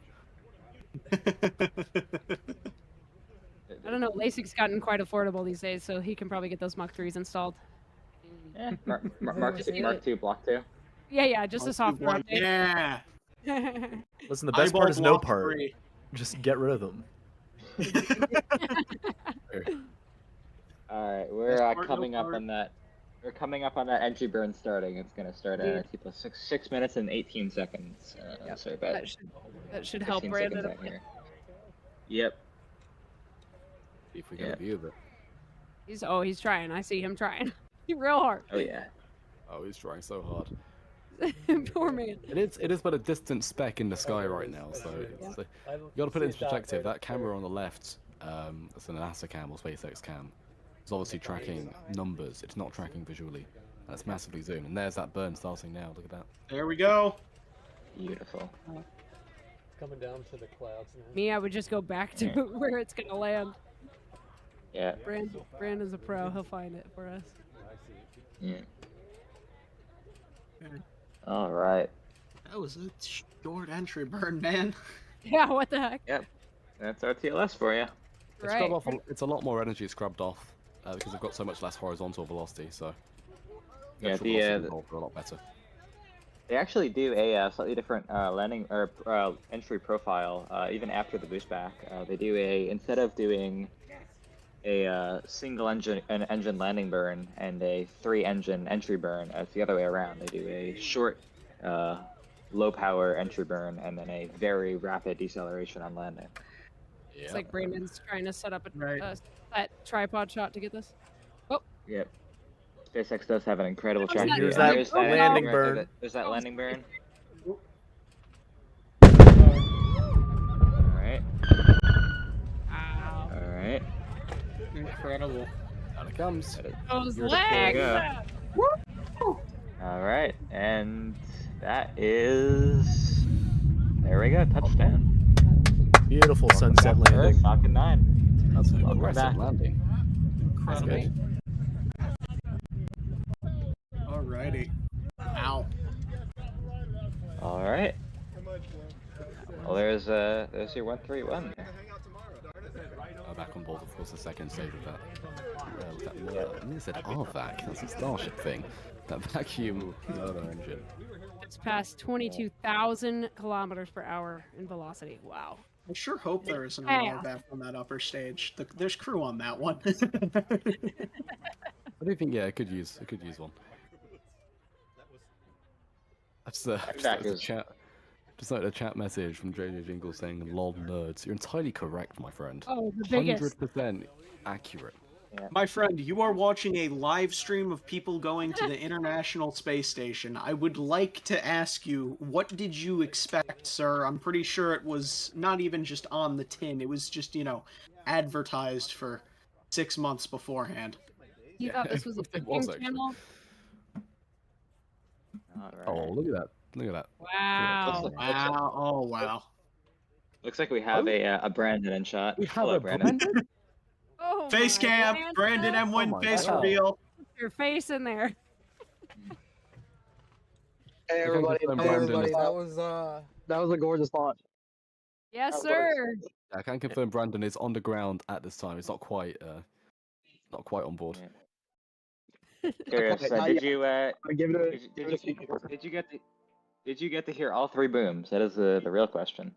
I did get to hear all 3 booms, and I did get to Incredible. Mike cut out, He bro. wouldn't have cut of out the if he had inside said. of the vehicle. That's right. All right. We just had a call What for a did he- nominal orbit insertion, so it looks like they've managed to make it up Oh. safely. Awesome. All right. So looks like that Merlin vacuum shut down. So all right, we have just over a minute now. Excuse me, we're gonna get that just a second here. Separation. There we go. There it is. Hey. Goodbye, Crew Watch Dragon. that trunk float Look away. at You can see the that heat shield view. poking out underneath that trunk as well. Yeah. Really efficiently stacked. Oh. Yo, that doesn't look real. Come on now. Oh, look at that thing. What's that thing there? It looks like we lost the panel there. That is unusual, but I'm sure it's fine. Interesting. Need it. What That's- the Yes, hell? right. What It's- is that? I don't know. I'm going back in the stream. That looks like solar panel. That is a panel. It's a shiny Let's- panel. It was That a solar. came Wait, off of let's watch- Dragon? Let's watch Dragon as it comes away, see if we can spot something here, because Yeah. I think that was Oh, off nominal. Yeah, there's okay, those Dracos are firing up. Okay, they're Okay, just yeah, doing their first health thing is checks good. now and Yep. separating good from news. that second stage. That was an interesting thing to see. Yeah. Yeah, that is definitely not something we're used to seeing. We will go Yeah. back and have a replay on that. I mean, going back, looking on that was a curved object that looks like it has a bunch of cells on it. It definitely Yeah, did it look could be a heat that way. shield. Could be something from, I guess, the internal kind of separation mechanism. But That was oh, crazy. no. Not heat shield, sorry, panel. Yeah, just taking a look now. We've captured some stills. That does look awfully metallic and curved. Yeah. So As you know, the solar panels on the trunk of the Dragon are curved to better fit in with the shape of the trunk so they don't have to have any deployment mechanisms. Quite concerningly, that is a more curved and metallic piece of metal that looks like it has a bunch of darker bluish cells It does. inscribed onto it. that is a little worrying. Yeah, I mean, that at least that area is unpressurized, so I don't think it'll have It's not a too much. structural element at all, and all the wiring is done in parallel, so they can lose panels. But Exactly. Still I've not just great. observed that before, so we'll have a look at the replay soonish, and we'll see what we can see. Well, coming off of ship 34, that's a little bit disconcerting. Yep. Now, have we had We nose are- cone open yet? Have we seen a view of that? No, I don't believe so. The Astros are currently talking on comms though on the SpaceX stream. Oh, they just did a fist bump. That's so cute. Have we seen their zero G indicator yet? Not yet. I'm looking. I've been just staring at the stream. Trust me, I will not miss our zero G Oh, indicator. awesome. So cool. So you can see what I was talking about earlier with these touchscreens and the camera views they get. It's super, super cool. So cool. That was incredible. I just went to message a friend, and as soon as I start typing, I get, yeah, we're watching that. Hold on, what did it say?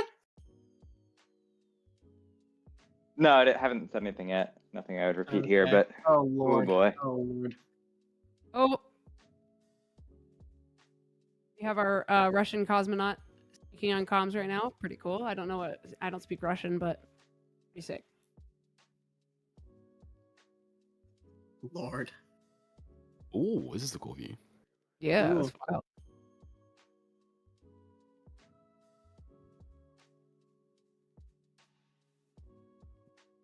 Does anybody in the chat speak Russian? Can you translate? I don't quite have AI ears to be able to just translate it on the go, Yep. on the fly. One day. No idea what that With was. Neuralink, perhaps. Hopefully, it's just something from the. Yeah, all right. I try to butt in Separation. here and say it's most likely just installation. It should be all good. All right, word.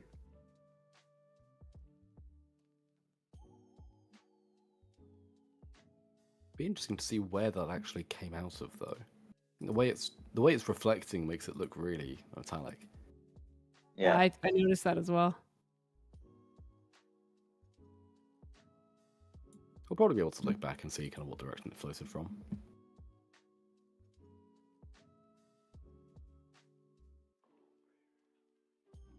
From here, I think we're waiting for nose cone to play still, huh? Yep, that is. T If plus memory 10? serves. Okay, yep, so a bit now. We should be getting pretty close here. Yep. That's the last 10:46. major event we have until they float off Right. in their. Actually, that should have already happened. Oh, We yeah, usually fine. do. Yeah. Yeah, we usually do get views of that, but looks like we We did may not not have been this given a time. view, or they may be delaying it. Not quite Yeah, sure. true. And then shortly after several hours, T plus 8 hours 20 minutes is their go no go for approach initiation burn to the ISS. So Awesome. Yeah, if you're familiar with ISS kind of docking up, they've got to keep out sphere that they've got to maintain a distance from until they get a go to approach it. Obviously, there's an issue on board the spacecraft. They don't want to mess up the International Space Station as well. From then on, it's a very, very slow dance where they kind of maneuver around the space station, start approaching the ports, and hopefully dock very, very slowly and autonomously as well. Dragon, like all ISS spacecraft, does have the option to manually dock. That's something that Soyuz operators will be very used to by now. But Dragon uses a really nice set of cameras and lasers, whereas Soyuz actually Dragon has an optional lasers. docking procedure. Yeah. Personally, if my dragon doesn't have a little bit of extra something popping off of it when I get it, I don't want my dragon at all. It could be from the second stage. In fact, it's likely it could Yep. be. The way it separated and got kicked out. We'll be able to tell when we go back to look at the replay soon enough. But we'll keep the stream up for it. I'm sure tomorrow we'll get a NASA press release with just to all the people speculating on Twitter. It was It's completely fine. fine. Yeah. Chill out, please. Not nominal, but do it your okay. time. team, I do believe I'm kind of listening to SpaceX's stream. I think there was a slight delay on that nose cone opening. They're just waiting for final confirmation that it did fully open. So just an update for you guys there. But those 12 Dracos are looking good. Awesome.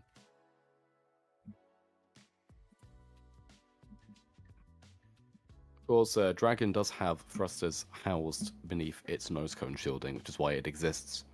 So it's kind of funky. It actually kind of reverses when it's maneuvering. But those are the really big thrusters. You don't need to use those for small kind of corrections. God willing, you never need to use those Super Dracos. Yeah, you True. shouldn't have Yeah, to. seriously. Huh. True that. True If you that. use them at all on orbit, I think that's actually quite dangerous. Yeah, I wonder if they... Go on. those things are quite powerful. If they use those while docked to station, they would not have a great time. TM. The space station did go spinning recently, didn't it, due to a fuel system malfunction? That was in Noka, wasn't it? That was a while back. That was a while ago. That yeah. was about 3 years ago now, yeah. What? No, it wasn't. You're lying to me. You're Yeah? lying to me. Oh, no, No, it was 3 years ago. Oh, actually, that we're might have- so that might- old. actually- Oh, That actually God. might have been 4 by now. That was all the way back in 2021. No! Oh, Space station Yeah, spinning if on I- Google. Let's see. If I had a nickel every time a large metal object spun in space, I would have many nickels. Oh Probably my buy God, yourself an Omegawatt. 2021, July 2021. nearly 4 Oh. years ago. Oh no. Oh, hey we guys, are come on! all- It's not a full 4 years, okay? It's just Not just quite. like 3 I remember it years. like the back of my hand. Just accept we are all the uncles and aunts of space. It's, Oh. Scott Manley ran quite a good video on this, actually. He visualized it with, I think, a Blender animation. And it really did just go spinning. I mean, it's pretty horrifying, actually. How many... Didn't it do, like, 2 complete spins, was it? Yeah, I think so, yeah. That's a lot of spins. Real quality construction from Roscosmos. And that's Hey, a whole space station. guys, we just got a nominal nose cone opening call out from the Ooh. crew. So that is a good sign. That is our final kind of major timeline event now, until they begin cruising off to the International Space They Station. will now be lifting their visors. There we are, and we should see that 0G indicator here shortly, I think. We better. Woohoo! Any guesses as to what it'll be? I have no idea, man. You got their go to open visors, which obviously we have seen. Keep an eye out for it.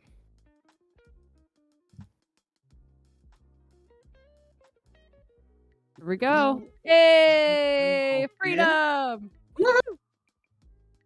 Now you can take a deep breath of more oxygen. Actually, this is endurance. Oh, come on, Awful. Miranda. Awful. Spoiled sport. Oh!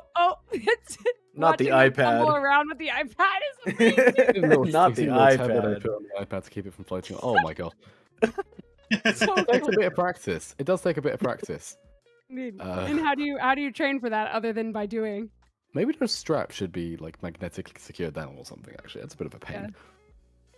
Yeah. Oh my god.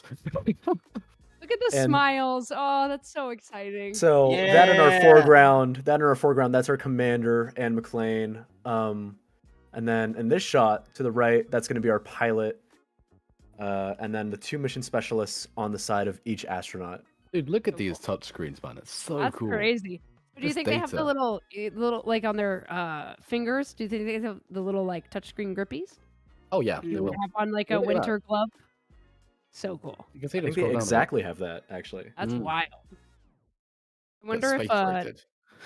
like you know how NASA invented or whatever patented the fire alarm? Like I wonder if they also patented the finger touch glove mechanism. I mean, touchscreens were only a thing really recently, though. Like we saw, I remember a lot of the ISS control panels will have used like little rollers, weren't they, or buttons to interact. They're just not really that practical. Zero in G space. indicator is Space coming. doesn't work. 0G indicator is Oh. coming. Where is it? It's on the way. I just heard a call out that they're good to release it. To release it. It's like this is a timeline event. It probably is. Launch director, it's go for what's it called again? Zero indicator release. Wait. Oh, there it Oh, is. there it is. Crane, Wait, what is that? Japanese origami crane. That Oh, That's cool. that's so Oh, sweet. that's awesome. That's sick. That's pretty cool. that's so rad. Now she's talking about origami and what it is. Slightly unreliable view here from SpaceX. Apologize for this. Yeah, folks, this is not us. That's NASA. Oh, look at it go. Those seats must be comfy, man. Jeez. Mm, I need one of those.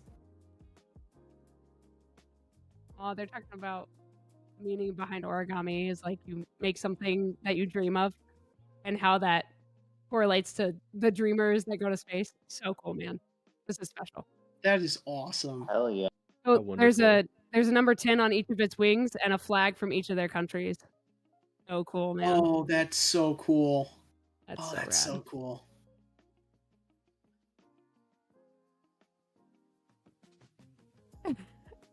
This is amazing, man. It's cool to see that little paper checklist there. Yeah. I wonder what's on it. Yeah, look at that grin. I'd be smiling too. Yeah, Oh, oh, whoa. Hold up. Oh, The indicator was handmade by a small business in the United States. That's pretty oh, cool, pretty too. cool. Oh, how to hear wonderful. that. This is how my curb will smile after I nearly send them to their death.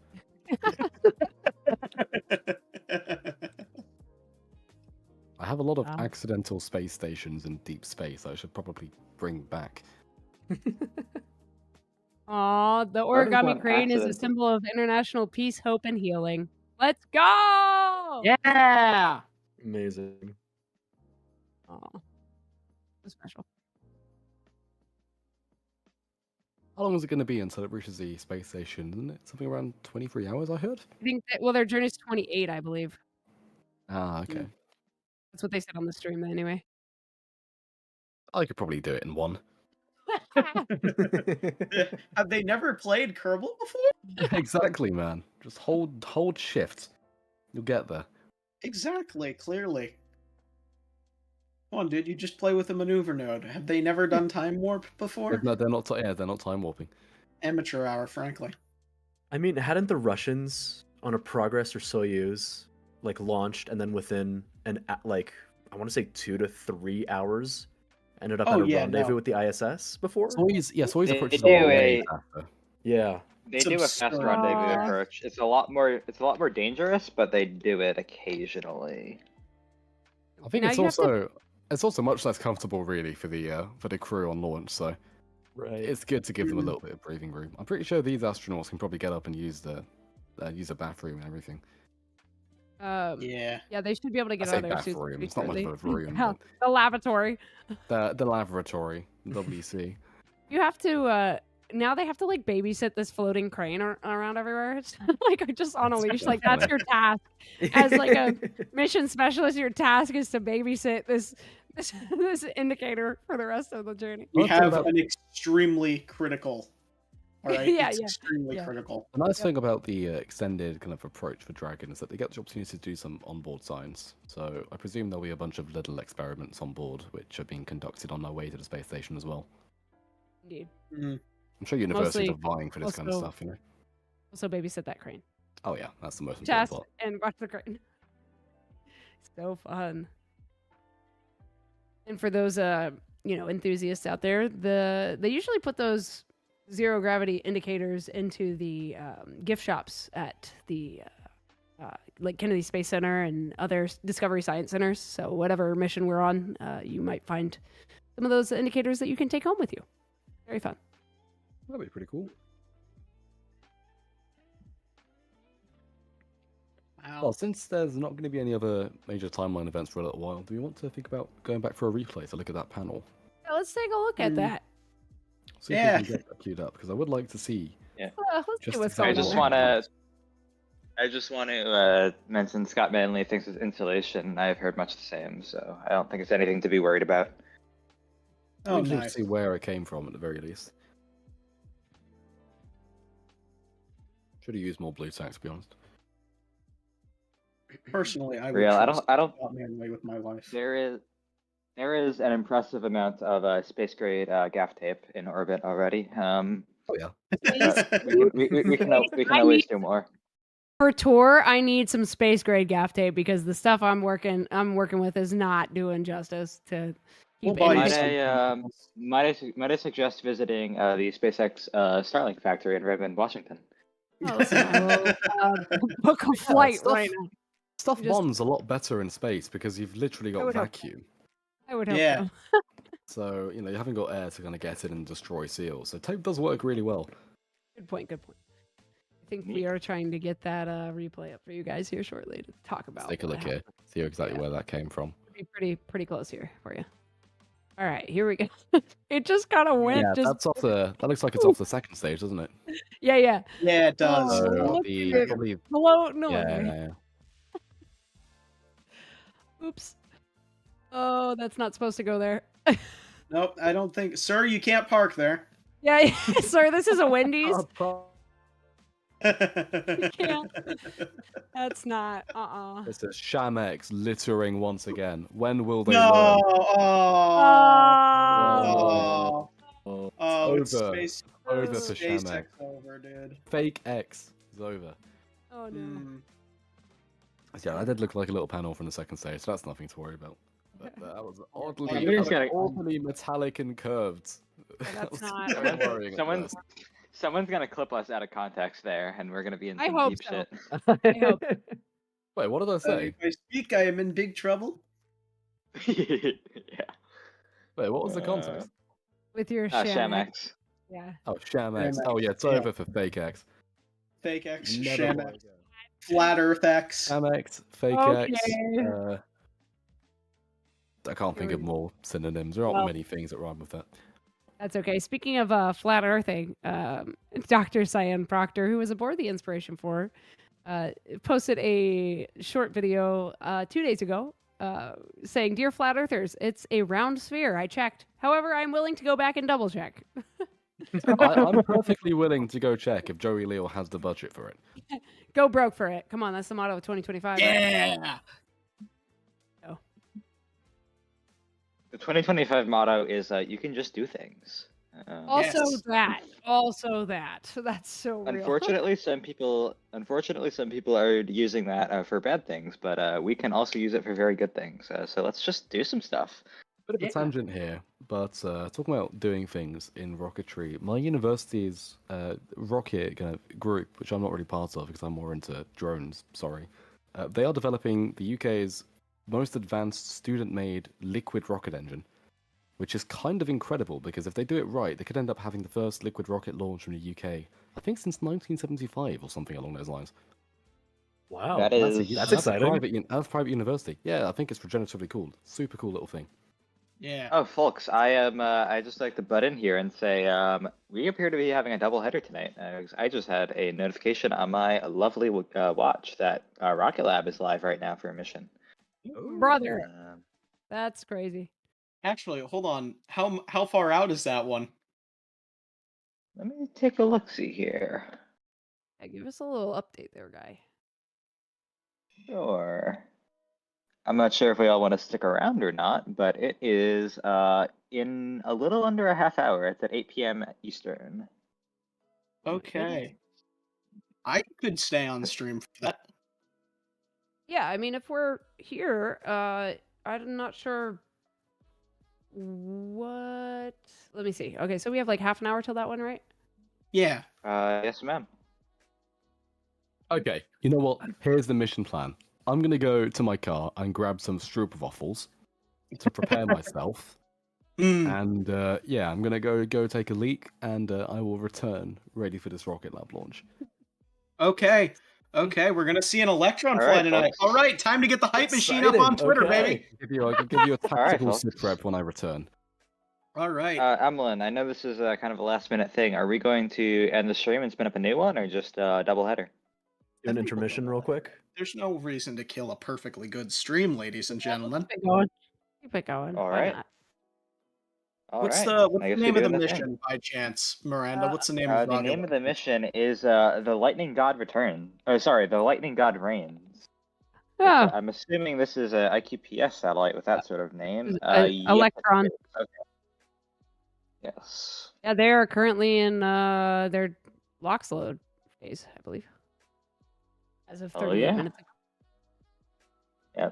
It's actually a rather interesting satellite constellation. It's a Japanese star constellation. Huh. Hang on. Hanging. I'm going to mute here and be back in a bit, so feel free to ping me if I am muted. Sounds good. We Alrighty. will try to keep it going. Wow. Yeah, so it's seems like Launch Complex 1 is where today's mission is going to be at, just so everybody knows that we're continuing on with this Rocket Lab launch, Yeah. which is I the have the, 61st Electron launch. Yeah, I have the press kit up right here if you'd like You me got to get some details for our lovely chatters. Please do. For sure. All right. Well, this mission is the Lightning God Reigns from Rocket Lab. It's being launched from Launch Complex 1, which is actually Rocket Lab's launch complex in Mahia, which is in New Zealand. So that's actually quite cool. Most of the ones that we've seen recently have been from Wallops, which is in Virginia. However, this one comes straight from New Zealand. The launch window is going to be open for a little bit. Electron has the ability to hold, whereas Falcon 9 does not, because Falcon 9 is a little bit weird in rockets, uses super chilled and very densified propellant, and doesn't have the ability to hold, but Electron does. The customer for this mission is called IQPS. which I do not know what that stands for, but it is a company from Japan doing a SAR, or synthetic aperture radar constellation. Yeah, IQPS is just a Japanese satellite manufacturer and operator. That's pretty much the info on that Go. that I have. Oh, sorry. Here's what it stands for: Institute for Kyushu Pioneers of Space, Inc. is what IQPS stands for. They are a startup founded in 2005 by two emeritus professors from Kyushu University and a rocket developer within the region. Wow. The launch is going to 42 degrees and 575 kilometers today on Electron. The patch is quite cool. I'm not sure if they'll show it on stream, but it should be another fairly standard rocket launch for today. We're going to see, of course, from Electron, liftoff, supersonic max Q, MECO, separation of stages. But the cool part of an Electron launch is that battery hot swap, where the upper stage, they jettison 2 of the batteries on board the upper stage to save weight and give the rocket a massive payload boost. So Electron, if you don't know, is a little bit different from most rockets. Most rockets use a turbopump of some sort, and RocketLab does use this. However, most rockets have a method of fuel combustion that's used to drive those pumps. However, RocketLab does something very different. They use a battery and an electric motor as the pump. And because the pump is electric, they need to have batteries on board the first and second stages. Now, as you might know, batteries are heavy. And so to conserve some of that payload and really boost it up, Electron uses a system of multiple stages of batteries in which some of the batteries are jettisoned for getting into orbit, which allows Electron to have a much heavier payload than it otherwise would. So that's a little bit of an overview of Electron, what makes it interesting. Wow. Thank you for reading up on that. I think that's, that's some super interesting information about this mission profile that they've got going on at RocketLab. And I apologize for everybody. I was not able to get to New Zealand in time for this one. We'll send you there next time. Don't worry. I mean, if you're saying it now, it's happening. Put it on the company card. Why not? Fly out it's there. Gonna be fine. It's gonna be first class. It's fine. Why is there a resort on here? Why did you stay at a resort? I thought we got an Airbnb. What? I mean, it was the cheapest option. New Zealand's very expensive. Oh, okay, that's fair. But okay. just a little bit more information on IQPS, who is the, I guess, customer or client on this mission. They are based in Fukuoka City, which, for those that don't know, is the 6th largest city in Japan. And it is the kind of a center for international commerce. It has been since ancient times, if you will. It is considered a gateway to the rest of Japan because it is the nearest point among Japan's main islands to the Asian mainland. Very, very cool area that I have yet to go to, but would like to go to this year. Japan has to happen. Maybe can go tour the JAXA facility out there. Agreed. We will also put on the company card.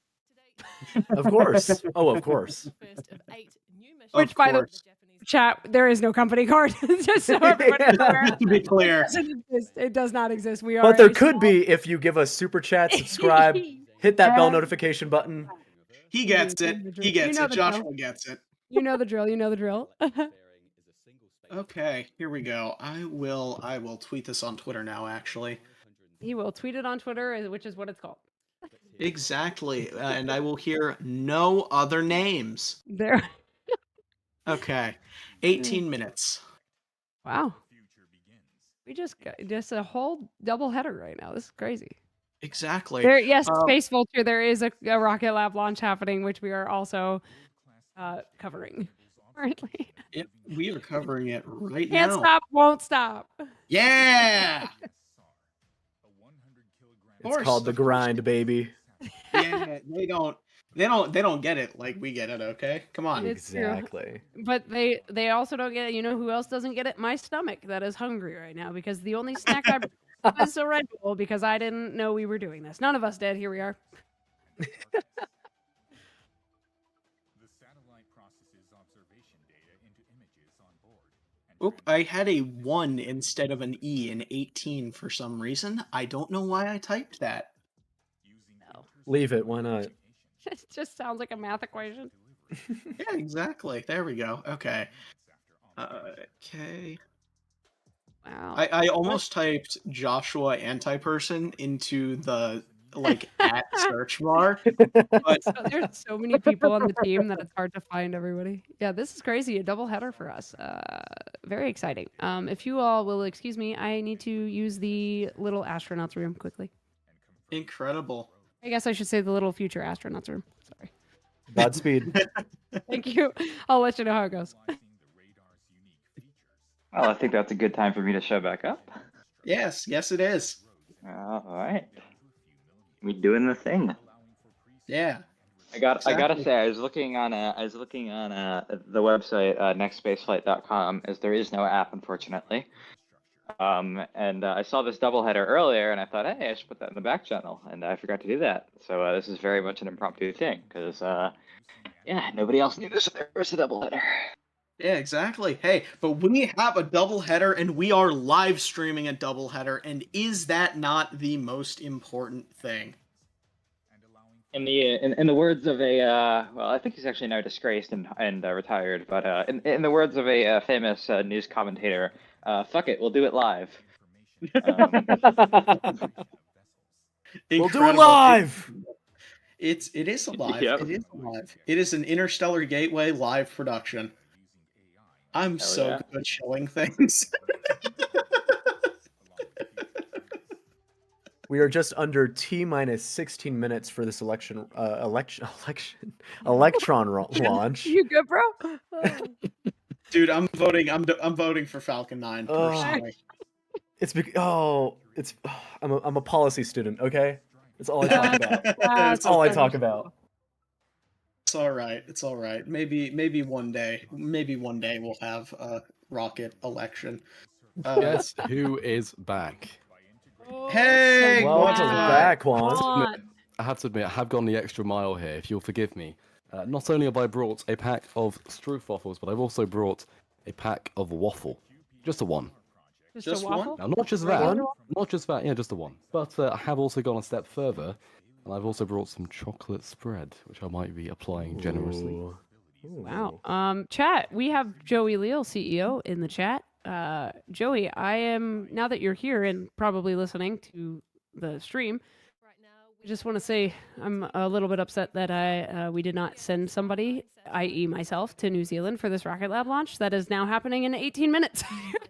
Yeah, Do we have, exactly. do we have I the can budget make to it. fly me out business class or first If you class? put maybe? me on a Falcon 9, I might be able to make it in the Fly next me to 8. the fairing. I'm ready.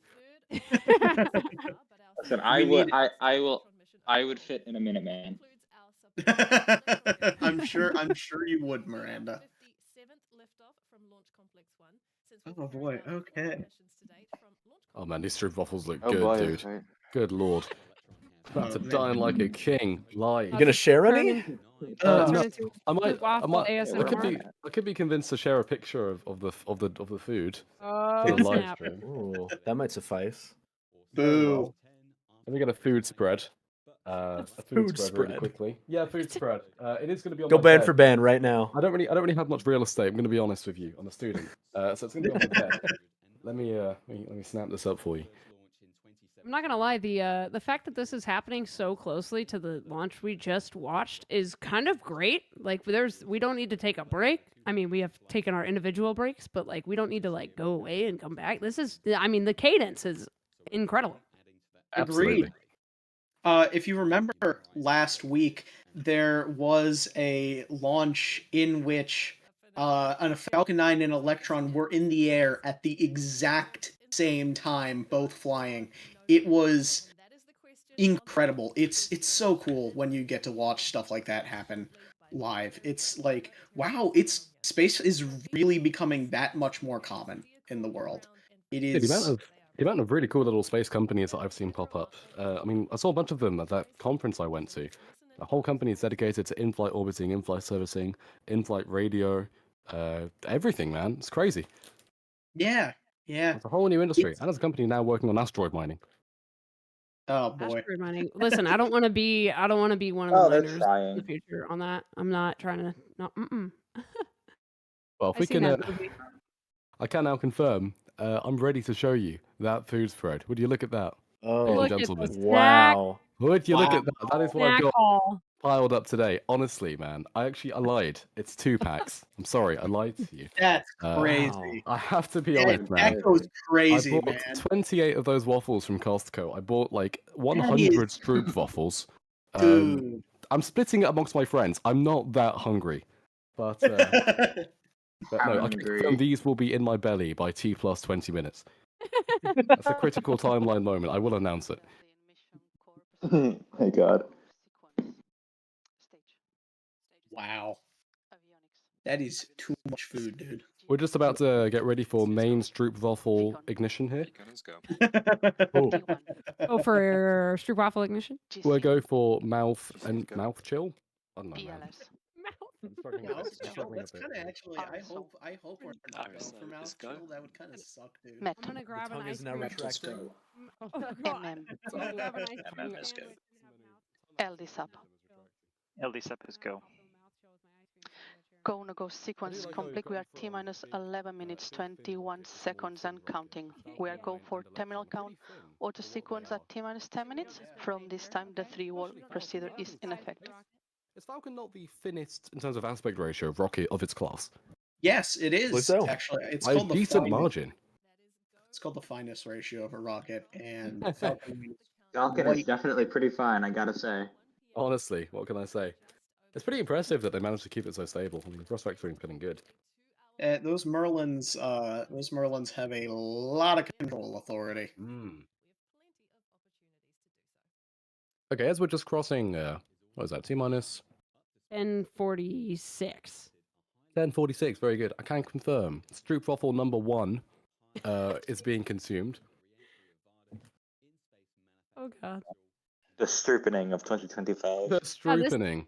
This stroopening, the great stroopening. This rocket is. You're right. It's quite thin on this recap video that they've got going on. That's Some wild. pretty interesting materials they've chosen for it as well. It's quite composite, isn't it? Yes, no, it is. Makes It it is a big pain to build, but also very, very light for what it is. I quite like Yeah, their no. logo. I'm not gonna lie. It's very cool. very, very lightweight compared to many other rockets in the same class. Funnily enough, a lot of small rockets have been leading towards carbon composite. There's obviously RocketLab, but there's also Firefly, who uses composites for their first and second stages of their both MLV, which is upcoming, and Firefly Alpha, which is another cool rocket that we are we covering the next one or not? I know we're covering a Firefly launch eventually. We're trying here. something. All right, One day. cool. One I day. think the next one's like tomorrow. So Well, all right, Kay. Sorry for Probably putting not. you on the Falcon 9. Get in the All Falcon right. 9, Kay. get in the Falcon. We're Carbon putting you composite in the is- interstage. Carbon composite is a really cool material. It is getting cheaper to work with because we're seeing so many more companies developing weaving strategies for it. But it's one of those materials where it does have kind of compromises as well. It is electrically conductive to a degree. That's very, very significant when you're talking about stuff like radio, so it does cause radio issues. It's not great in compressive strength, which is generally okay because these are rockets and stretchiness is the main issue. And of course, it's expensive. But those are things that are being ironed out. Can confirm the next Firefly launch is tomorrow at 8:25 a.m. from Vandenberg, and I wish I was there because the mission is called Message in a Booster. Come on. Okay, unfortunately it did get delayed. What did that launch? Firefly, yeah, okay. Oh, RocketLab has not updated their website. Odd. Huh. That sucks. Hey, well, speaking of carbon composite rockets, let's get a little bit of discourse started. Actually, what does no. the gang think about Rocket Lab's Neutron? their upcoming launch vehicle. It's got the vibes, okay? Listen to me. 100% agreed. It's got the vibes down to like an art. Agreed. It looks good. Perfected vibe science, dude. Yeah. Vibe science is a thing at RocketLab because they've maximized it for Neutron. And listen, someone who's not an engineer, that's all I care about. All I care about. Exactly. The vibe ratio of the rocket is really high. Not in the S-34 way, all right? Vibe ratio is pretty high. No S-34. And I think we're gonna hopefully we're gonna see it. We're gonna see it be a success because, as you guys know, RocketLab isn't just by the way, I should clarify, just like get this up front, because I just did remember that they are a publicly traded company. I hold no stake in RocketLab, and in fact, I actively look down upon you if you do. But RocketLab is quite a phenomenal company that is massive in like space systems. If you build a satellite, there's a pretty damn good chance that a part of it is going to end up being from RocketLab. And I like it. I think that if they're building so many satellites, then they're gonna need to launch a lot of them just to, they have an advantage over Falcon 9, which is they build their own satellites, so they can afford to start launching them. I like say, Neutron. My view on Neutron, obviously, it's not going to be as competitive with price to orbit as Stoke Space if they manage to get their vehicle working, because we're not talking about a fully reusable vehicle here. But RocketLab, as you mentioned, Perigi, they are more than just a launch provider. They're an end-to-end systems provider. You turn to Stoke Space if you want a cheap launch. You turn to RocketLab if you want a genuine module delivered on a satellite with very, very little like real work needed on your part. You supply the systems, they'll shove it on a satellite, it's up there. So there isn't, you do get what you pay for. That being said, I think if Stoke Space began leaning into that a lot more, I think RocketLab would be doomed. Full reusability is really the only way forward. Agreed. Especially with medium launch, 100% agreed. The problem, I think, actually, you know what? I'm gonna go out on a limb. Here. I'm gonna be controversial. I do not. If you are able to efficiently manufacture your second stage, price-wise on launch, when we're talking about like costs, I'm not sure that full reusability is 100% going to be the differentiator, because like the thing is, to like a multi-million-dollar company, like there's not a lot of difference between, let's say, like 10 million and let's say like, I don't know, a couple 100,000. If you're talking about like a company like Global Star, if you're thinking about it, like it might get to a point of launch costs where it's genuinely not that different on a expendable versus partially reusable launch vehicle. However, where things really start mattering is like just the ability to refly it. For stuff like higher inclination orbits, fully reusable vehicles, while they don't have the ability to be partially expendable and therefore get a higher mass fraction to space, what they do get is the ability to refuel really, really quickly, which is absolutely a game changer for higher energy kind of orbit deals. So I'll be controversial. I think partial reuse for the next 10-15 years is actually fine.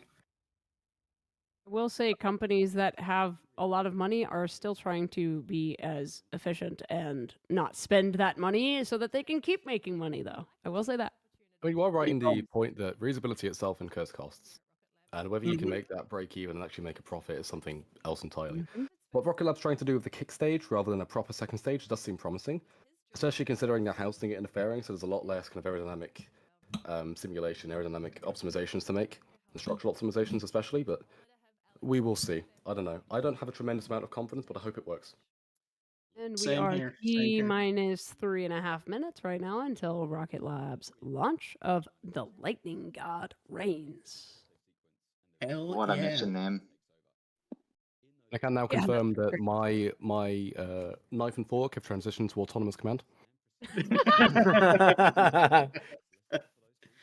Oh boy. Are your hands piloting it piloting them autonomously? Oh yeah, I don't have a choice in this, man. I'm eating this waffle. Oh boy, here we go. Commanded by the onboard waffle computer.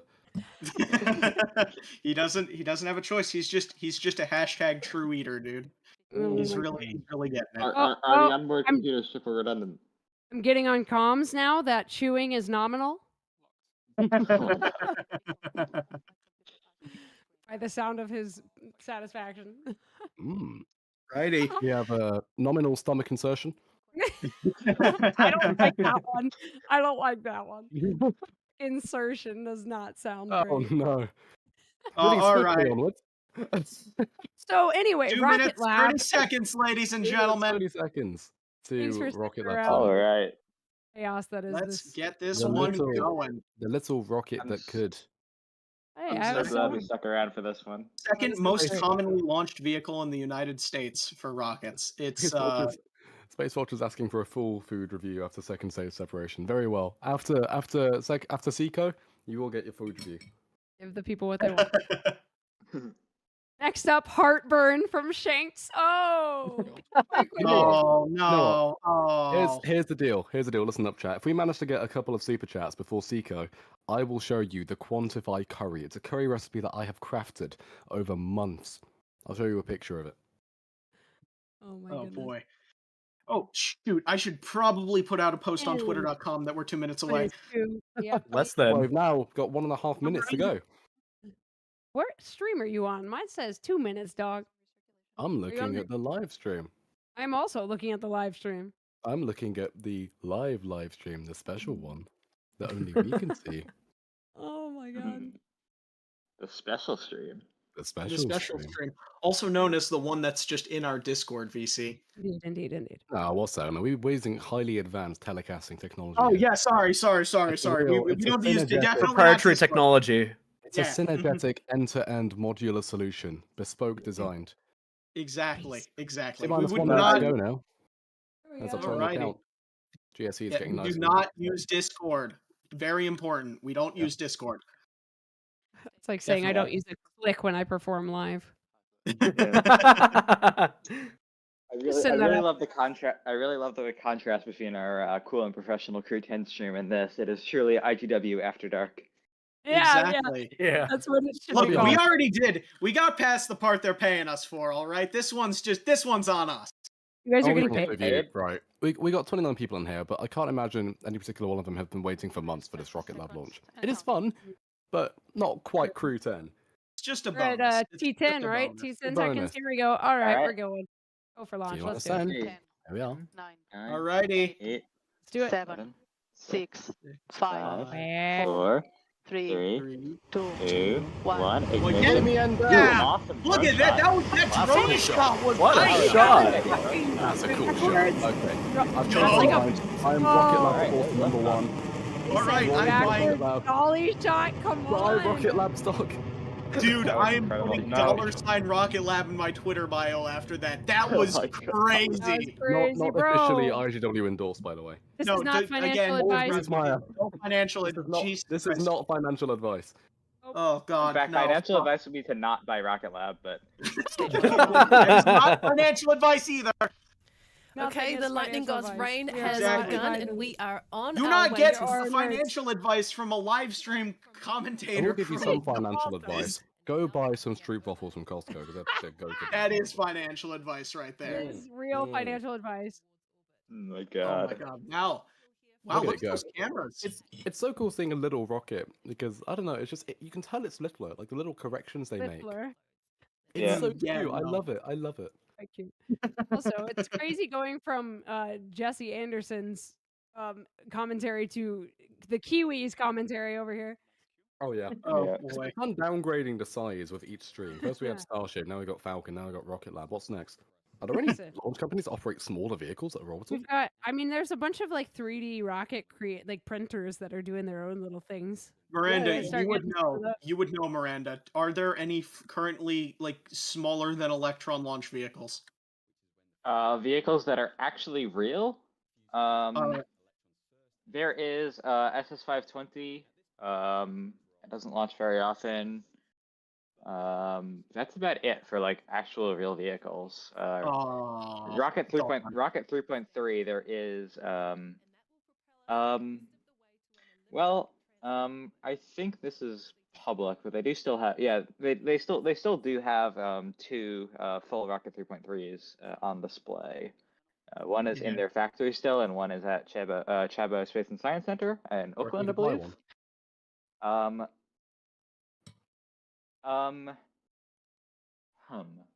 Miranda, Well, while you figure that out, Joey in the chat says, "How long do y'all think they planned that backwards drone shot?" I mean, oh, I that feel Oh like my it was God. either super planned Dude. or it was just like a last minute, like, "Yo, I have an We're idea." gonna have to go back and give you a Yeah. replay of that because that was even Emlyn was Crazy. losing his shit over that. And if Emlyn's losing his shit, that's a Yeah. cool Oh my shot. gosh, When Emlyn Joey loses also his shit over a shot. Yeah. Anyway, here we go. We're staging. Oh, there Yep. we Oh, there go. we go. Oh, Beautiful. the little engine that could. I love you so much. Joey Beautiful also little asked, Rutherford. did Mr. Beast Like, produce it's all that? so fast. Oh, I love Probably. it. I love you so much. That's so cool, man. It's You so love cool. him. Little rockets are the best, man. Someone clip that Rocket Lab drone shot. I need that, Yeah, that's dude. wild, Oh yeah, bro. we do. The Screensaver little rocket that mode. could. Oh, wow. So cool. All right. We'll Oh be my coming god, up on. guys! Now I know why it's a doubleheader day. It's freaking Pi Day.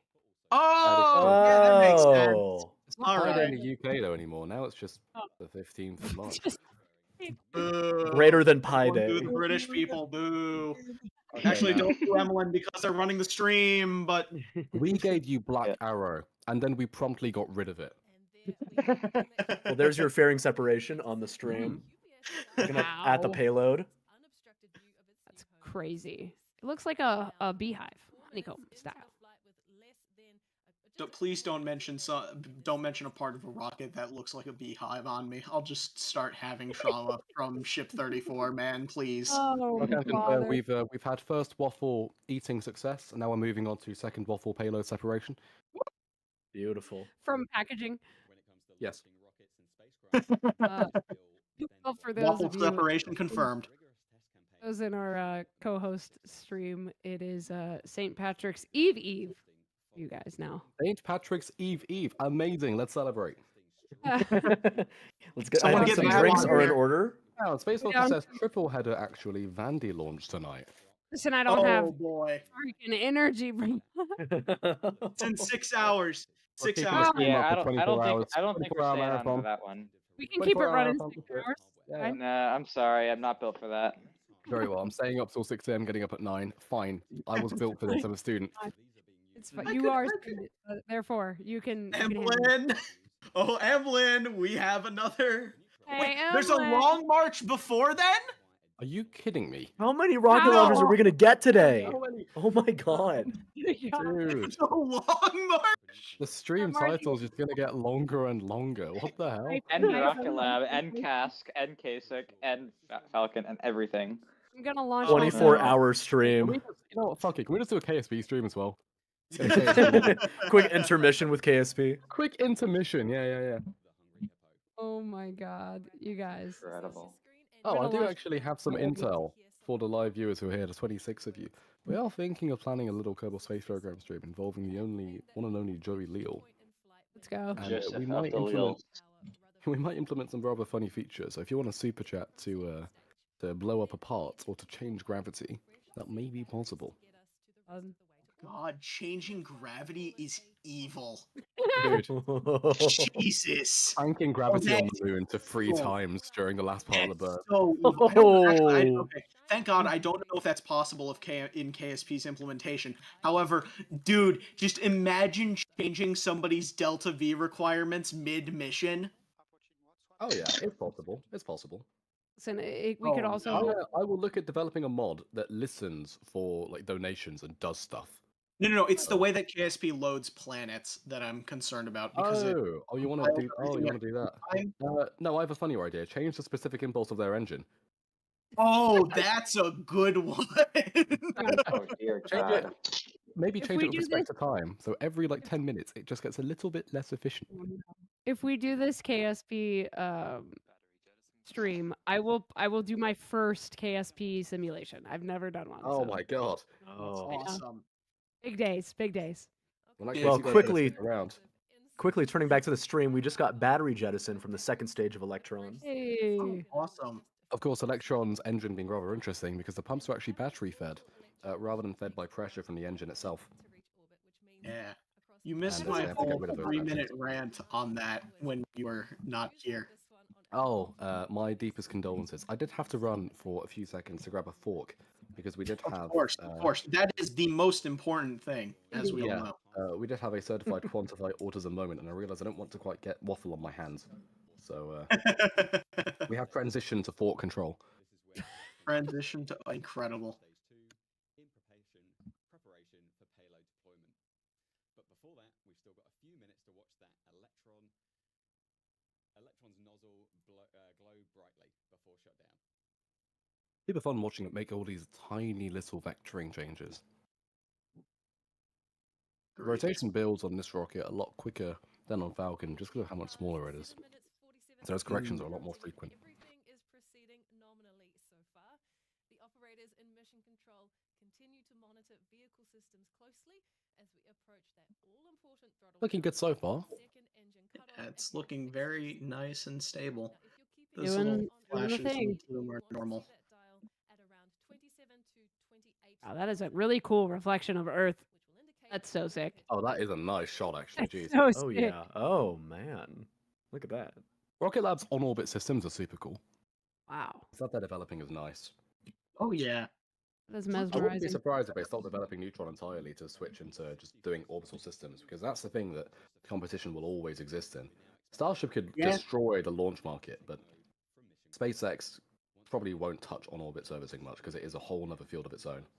Yeah, they'd have to do a whole other side quest. Yeah, they're kind of busy with another big project of their own. That is having some issues, so they should probably sort Yeah, those out before they exactly. do side quests. Might take a second for them. If Starship Flight 9 does the exact same thing as Flight 8 and Flight 7, I'm going to crash out. I'm going to have my first crash out live on stream. Genuinely. I think we're all due for one. Oh my god. I'm just gonna yell they did it again if it explodes. I can't. Dude, I won't be able to I'll handle it. lose it. Mhm. It's like a good engine cutoff here. Sorry, I'm mid-waffle. Everybody getting ready for kickstage? Nope. There we go. Wow, Hey. there were 0 instances of it spinning out of control. That's really impressive. Good, the stock price will remain steady. That's crazy. Right. Well, that's awesome. Now we're going to see Rocket Lab's kick stage deploy. It's the Electron's third stage / kick stage. It's technically a kick stage. It's included on like every Electron this mission, like at this point though. So it's basically just their third stage that they fly pretty often. We will be seeing that thing deploy and then eventually deploy that payload, get it into its orbit, and we will have another successful launch of Electron on the books. Oh, look at this Congrats. replay. 2023. The Moon God Awakens. Man, how did they get these like rocket names? Listen, they got some gamers in their team. I'm telling you, they're like, "Yo, I got an idea." If I don't see a Rocket Lab launch named Untitled Spacecraft 2 by the end of the decade, It's gotta happen. it has to happen. It's gonna be the first Neutron launch. Just watch. Yeah. Oh, that'd be great. Yeah. Untitled Spacecraft. No, we need to submit Oh! that to them, actually. We need to submit that to them. Some That'd be great. someone get in contact with. Please, I feel like please. Have we got Rocket Lab in the stream right now? In the chat. unlikely, but we can probably tweet at them. I'm calling up Tweet Peter that. Beck right I now. unfortunately do not have a direct line to Rocket Lab, but I do have the distinct honor of submitting a name for Blue Ghost Mission 2 to Will Coogan, the lead engineer on Blue Ghost. Oh, cool. Unfortunately, it looks like they have not taken my name suggestion. What was your name suggestion, if I can ask? Was it Untitled Ba- Spacecraft 2? No, it was Back to the Black with the number 2 for That's the second pretty good. mission. Ah.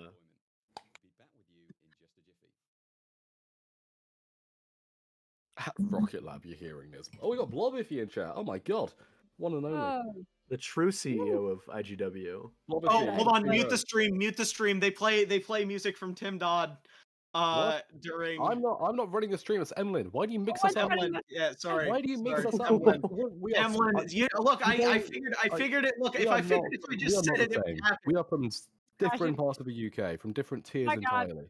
You don't We're gonna have a compare us. virtual fight. Oh lord. Oh my Lanta. I remember Joey Lee mentioning that Blobbyfield was one of his favorite accounts on X, probably because it's. Dude, Blobbyfield, your stuff is deranged. I love it. So good.